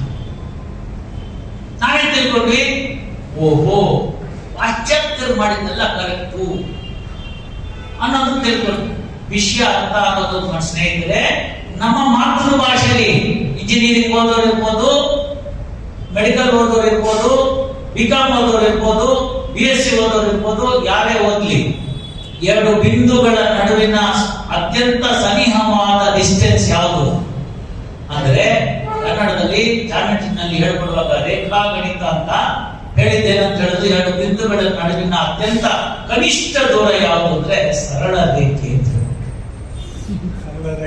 ಎಷ್ಟು ಚೆನ್ನಾಗಿದೆ ನೋಡಿ ಸರಳ ರೇಖೆ ಅನ್ನೋ ಪದ. ಮತ್ತೆ ಯಾವುದು ಸರಳವಲ್ಲವೋ ಅವೆಲ್ಲ ವಕ್ರ. ಕನ್ನಡ ಭಾಷೆ ಎಷ್ಟು ಚೆನ್ನಾಗಿದೆ ಅಲ್ವಾ? So one and only thing one should have in the life is the straight line, shortest distance both in geometry as well as in real life. ನೇರವಾಗಿ ನಡ್ಕೊಂಡ್ರೆ ಅದಕ್ಕೆ ಯಾವುದೇ ರೀತಿಯಾದ ವಿಚಾರಗಳು ಬೇಕಾಗಿಲ್ಲ. ಒಂದು ಸುಳ್ಳನ್ನ ನೀವು ಹೇಳ್ತು ಅಂತಂದ್ರೆ ಅದಕ್ಕೆ ಹಲವಾರು ಸುಳ್ಳುಗಳನ್ನ ಹೇಳಬೇಕಾಗುತ್ತೆ. Truth can go without any additional attachment anywhere, whereas also needs always a makeup. ಅಲ್ವಾ? ನನ್ನ ಬಣ್ಣ ಭಗವಂತ ಕೊಟ್ಟಿದ್ದು. ಇವ್ರು ಸ್ವಲ್ಪ ಬೆಳ್ಳಗಿದ್ದಾರೆ, ಕೆಂಪು ಚೆನ್ನಾಗಿದ್ದಾರೆ. ನಮ್ಮ ಕಾಲದಲ್ಲಿ ಕೆಂಪು ಚೆನ್ನಾಗಿದ್ರೆ ಕೆಂಪಣ್ಣ ಅಂತ ಸಿಗೋರು, ಸ್ವಲ್ಪ ಕಪ್ಪಿದ್ರೆ ಕರಿಬಸಣ್ಣ ಅಂತ ಸಿಗೋರು. ಭಗವಂತ ಕೊಟ್ಟಿದ್ದು ರೀ. ಕೆಳಗಡೆ ಇದೆಯಲ್ಲ ಚರ್ಮದ ಕೆಳಗಡೆ ಮೆಲ್ಲೈನ್ ಅಂತ, ಅದು ರೆಸ್ಪಾನ್ಸಿಬಲ್ ಪಿಗ್ಮೆಂಟು. ಈಗ ಪಾಶ್ಚಾತ್ಯರು ಇನ್ನೊಂದು ಮಾಡ್ಕೊಂಡ್ಬಿಟ್ಟಿದ್ದಾರೆ. ಬ್ಲಾಕ್ ಆಯ್ತು, ವೈಟ್ ಆಯ್ತು. ಈ ನಂತರದವ್ರು ನಾನು ಹೋದ್ರೆ ಬ್ರೌನಿ ಅಂತ ಕರೀತಾರೆ. ಆಯ್ತು, ಎಂತದ ಕೊಡ್ತಾರಲ್ಲ ದಿನ ಬೆಳಗಾದ್ರೆ ಫೇರ್ ಅಂಡ್ ಲವ್ಲಿ ಅಂತ. ಆಮೇಲೆ ಇನ್ನೂ ಏನೇನೋ ಇದೆ, ಲಕ್ಮೆ ಟಿಕ್ಮೆ ಎಲ್ಲ ವಿಪರೀತ ಇದೆ. ಅದೆಲ್ಲ ಹಾಕೊಂಡ್ರೆ ಯಾರು ಬೆಳಗಾಗ್ತಾರೆ ಅಂತಂದ್ರೆ Africa is the best place ಅಂತ. ಯಾಕಲ್ಲ ಆಗಿಲ್ಲ ಮತ್ತೆ ಬೆಳಗ್ಗೆ ಜನ ಮೇಲೆ ಬಾಹ್ಯ ಸೌಂದರ್ಯಕ್ಕೆ ನೀವೆಷ್ಟು ಅಲಂಕಾರ ಮಾಡಿದ್ರು ಏನೂ ಉದ್ಧಾರ ಆಗಲ್ಲ. ಆಂತರಿಕವಾಗಿ ಶುದ್ಧವಾಗಿದ್ರೆ, ಇಲ್ಲಿ ನಿಮ್ಮ ಮನಸ್ಸು ಕ್ಲಿಯರ್ ಆಗಿದ್ರೆ, ನಾನು ನಡೀತಕ್ಕಂಥ ಹಾದಿ ಚೆನ್ನಾಗಿದೆ ಅಂತ ಆದ್ರೆ, ನನಗೆ ಇರ್ತಕ್ಕಂಥದ್ದು ಸತ್ಯವೇ ಮಾರ್ಗ, ಧರ್ಮವೇ ಮಾರ್ಗ, ನಾನು ಇದು ಬಿಟ್ಟು ಜರಗೋದಿಲ್ಲ ಅಂತಿದ್ರೆ, ಎಲ್ಲಿ ಕರ್ಕೊಂಡೋಗಿ ನಿಲ್ಲಿಸಿ ನಾನೆಲ್ಲ ಕಡೆ ಗೆದ್ದು ಬರ್ತೀನಿ. ಯಾಕೆ ಅಂತಂದ್ರೆ ಬಾಹ್ಯ ಸೌಂದರ್ಯ ಅಲ್ಲ, ಆಂತರಿಕವಾಗಿ ಎಷ್ಟು ಗಟ್ಟಿಯಾಗಿದ್ದೀನಿ. ದೂರದ ಮಸ್ಕಟ್ ದೇಶಕ್ಕೆ ಹೋದ ಧರ್ಮೋಪದೇಶ ಇನ್ ಮಾಡರ್ನ್ ಪರ್ಸ್ಪೆಕ್ಟಿವ್ ಅಂತ 2 ಗಂಟೆಗಳ ಕಾಲ ಅಲ್ಲಿ ಭಾಷಣ ಮಾಡಬೇಕಾಗ್ತದೆ. ಅಲ್ಲಿ ರಾಜರು ಮುಸಲ್ಮಾನ, ಅವರು ವಿಶೇಷವಾಗಿ ಆಸ್ಥೆ ವಹಿಸಿ ನನಗೆ ವೀಸಾ ಮಾಡಿಸಿದ್ರು. ಅಲ್ಲಿ ಹೋಗಿ ಅವರ ಕೃಷ್ಣನ ದೇವಸ್ಥಾನ ಇದೆ ಮಸ್ಕಟ್ ಅಲ್ಲಿ, ಅಲ್ಲಿ ಹೋಗಿ ಅಲ್ಲಿ ಜನಕ್ಕೆ ಇವೆಲ್ಲ ಹೇಳಿ ಬಂದೆ. ನಾವು ಧರ್ಮ ಅಂದ್ರೇನು, ಉಪದೇಶ ಅಂದ್ರೇನು, ಯಾವ್ದಕ್ಕೆ ಮಾಡ್ಬೇಕು ಅಂತ ಕನ್ನಡ ಸಾಯಿಸ್ತಾರೆ. ನಾನು ಹೇಳೋ ವಿಚಾರ ಗಟ್ಟಿ ಇತ್ತು, ನಿಂತ್ಕೊಳ್ತು. ಯೂಟ್ಯೂಬ್ ಅಲ್ಲಿ ಇದೆ, ಅದನ್ನು ನೋಡಿ. ಧರ್ಮೋಪದೇಶ ಹಾಕಿದ್ರೆ ಪ್ಲಸ್ ಶ್ರೀಶ್ವರಂತ ಅಂತ ಹಾಕಿದ್ರೆ ಬಂದ್ಬಿಡುತ್ತದೆ ಯೂಟ್ಯೂಬ್ ಅಲ್ಲಿ. ಈ ನಾವು ಹೇಳ್ತಕ್ಕಂಥ ವಿಚಾರ ಗಟ್ಟಿ ಇದ್ರೆ ಎಲ್ಲಿ ಬೇಕಾದ್ರೆ ಗೆಲ್ತೀವಿ. IPL ನೋಡಿ, ಸೌತ್ ಆಫ್ರಿಕಾ ನೋಡಿ, ಇನ್ನೊಂದು ನೋಡಿ, ಜಾಂಟಿ ರೋಡ್ಸ್ ನೋಡಿ, ಅಲ್ಲಿ ಹಾಡಿ ಚಕ್ಕಂತ ಹೇಳ್ಕೊಡ್ತಿದ್ದ. ಮೊನ್ನೆ ಅವ್ನು ಹೇಳಿದಾನೆ, ನನ್ನ ಮೀರಿಸುವಂತ ಫೀಲ್ಡ್ಗಳು ಬಂದ್ಬಿಟ್ಟಿದ್ದಾರೆ, ಅದೇ ಭಾರತ ಆಲ್ರೆಡಿ ಹಾಲು ಹಿಡಿದ್ಬಿಟ್ಟಿದ್ದಾರೆ.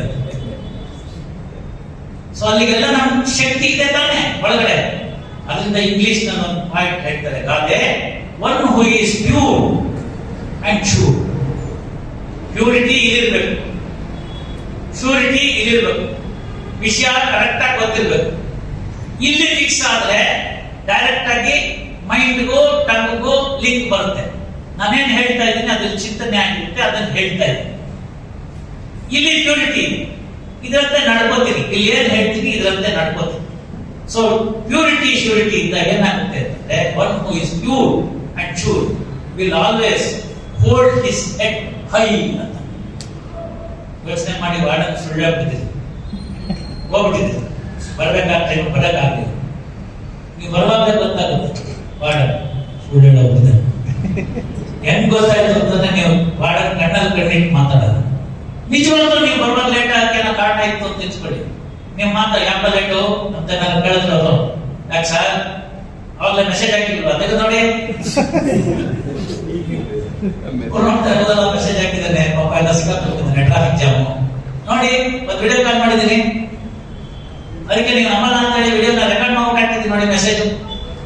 ನಮ್ಮ ಹುಡುಗ ನನ್ನ ಮಗ ಹೇಳ್ತಾನೆ ನನಗೆ, ಯಾಕಿದ್ರೆ ನಾನು ಹೇಳಿದೆ ಅಂತಂದ್ರೆ, ಯು ಆರ್ ಪ್ಯೂರ್, ಸುಳ್ಳು ಹೇಳ್ತಾ ಇಲ್ಲ, ಯು ಆರ್ ಶೂರ್, ಫ್ಯಾಕ್ಟ್ ಇದೆ ನಿಮ್ಮ ಹತ್ರ ತೋರ್ಸಕ್ಕೆ. ಅವಾಗ ತೋರ್ ಹಿಂಗಿರುತ್ತೆ, ಹಿಂಗಿರುತ್ತೆ. ಅದೇ ನೀವು ಹೋಗ್ಬಿಟ್ಟಿದ್ರಿ ತಿಳ್ಕೊಳ್ಳಿ, ಅಲ್ಲಿ ಪ್ರೂಫ್ ಇರೋ ಹತ್ರ ಸಿಕ್ಬಿಟ್ಟಿದೆ. ಈ ಕಡೆ ತಿರ್ಕೋತೀರಿ, ಆ ಕಡೆ ತಿರ್ಕೋತೀರಿ, ಇನ್ನಂತೀರಿ, ಟ್ರಸ್ಟಿಗೆ ಹೇಳ್ಬೇಡಿ ಸರ್ ಅಂತೀರಿ, ಇನ್ನೊಂದ್ಸತಿ ಮಾಡಲ್ಲ ಅಂತೀರಿ. ನಾವೇನು ಕೇಳೇ ಇಲ್ಲ, ಅಲ್ಲೇ ಇಲ್ಲ. ಯಾಕೆ ನಿಮ್ಗೆ ಇವುಗಳನ್ನೆಲ್ಲ ಹೇಳ್ತೀನಿ ಅಂತಂದ್ರೆ, ಇಲ್ಲಿ ಶುದ್ಧ ಮಾಡಿ ಮೇಲೆ ಹಾಕೊಂಡ್ರ ಡೈಮಂಡ್ ಶೂಟ್ ಇರ್ಬೋದು, 2,000 ರೂಪಾಯಿ ಕೊಟ್ಟು ತಗೊಂಡಿರ್ತಕ್ಕಂಥ ದೊಡ್ಡ ದೊಡ್ಡ ಅಂಗಿಗಳಿರ್ಬೋದು, ಅವೆಲ್ಲ ಬಳೆ ಆದ್ರೆ ಅದನ್ನ ಕ್ಲೀನ್ ಮಾಡೋದಕ್ಕೆ ಸರ್ಫ್ ಇದೆ, ಸರ್ಫ್ ಎಕ್ಸೆಲ್ ಇದೆ, ಏರಿಯಲ್ ಇದೆ, ನಿರ್ಮಾ ಇದೆ, ಇನ್ನು ಯಾವ್ಯಾವ ಇದೆ.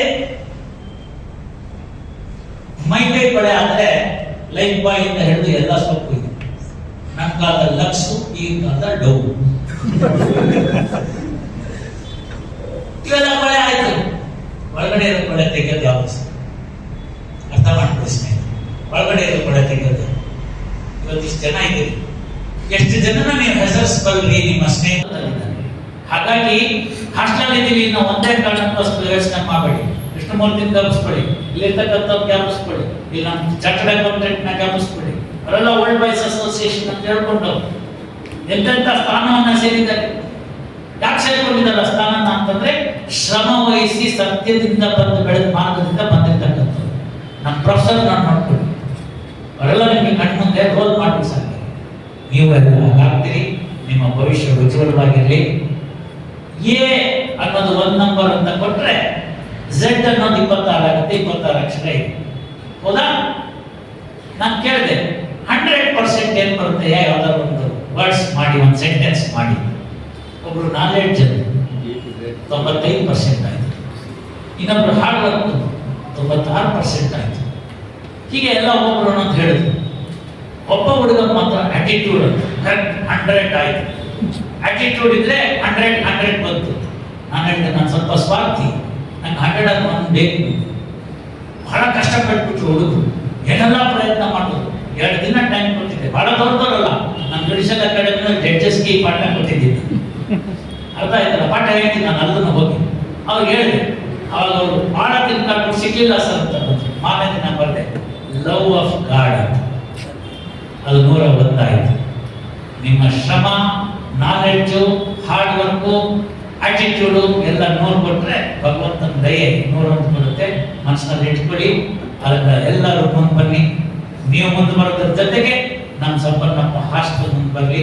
ಸರ್ವೇ ಜನ ಸುಖಿನೋ ಭವಂತು, ಸಮಸ್ತ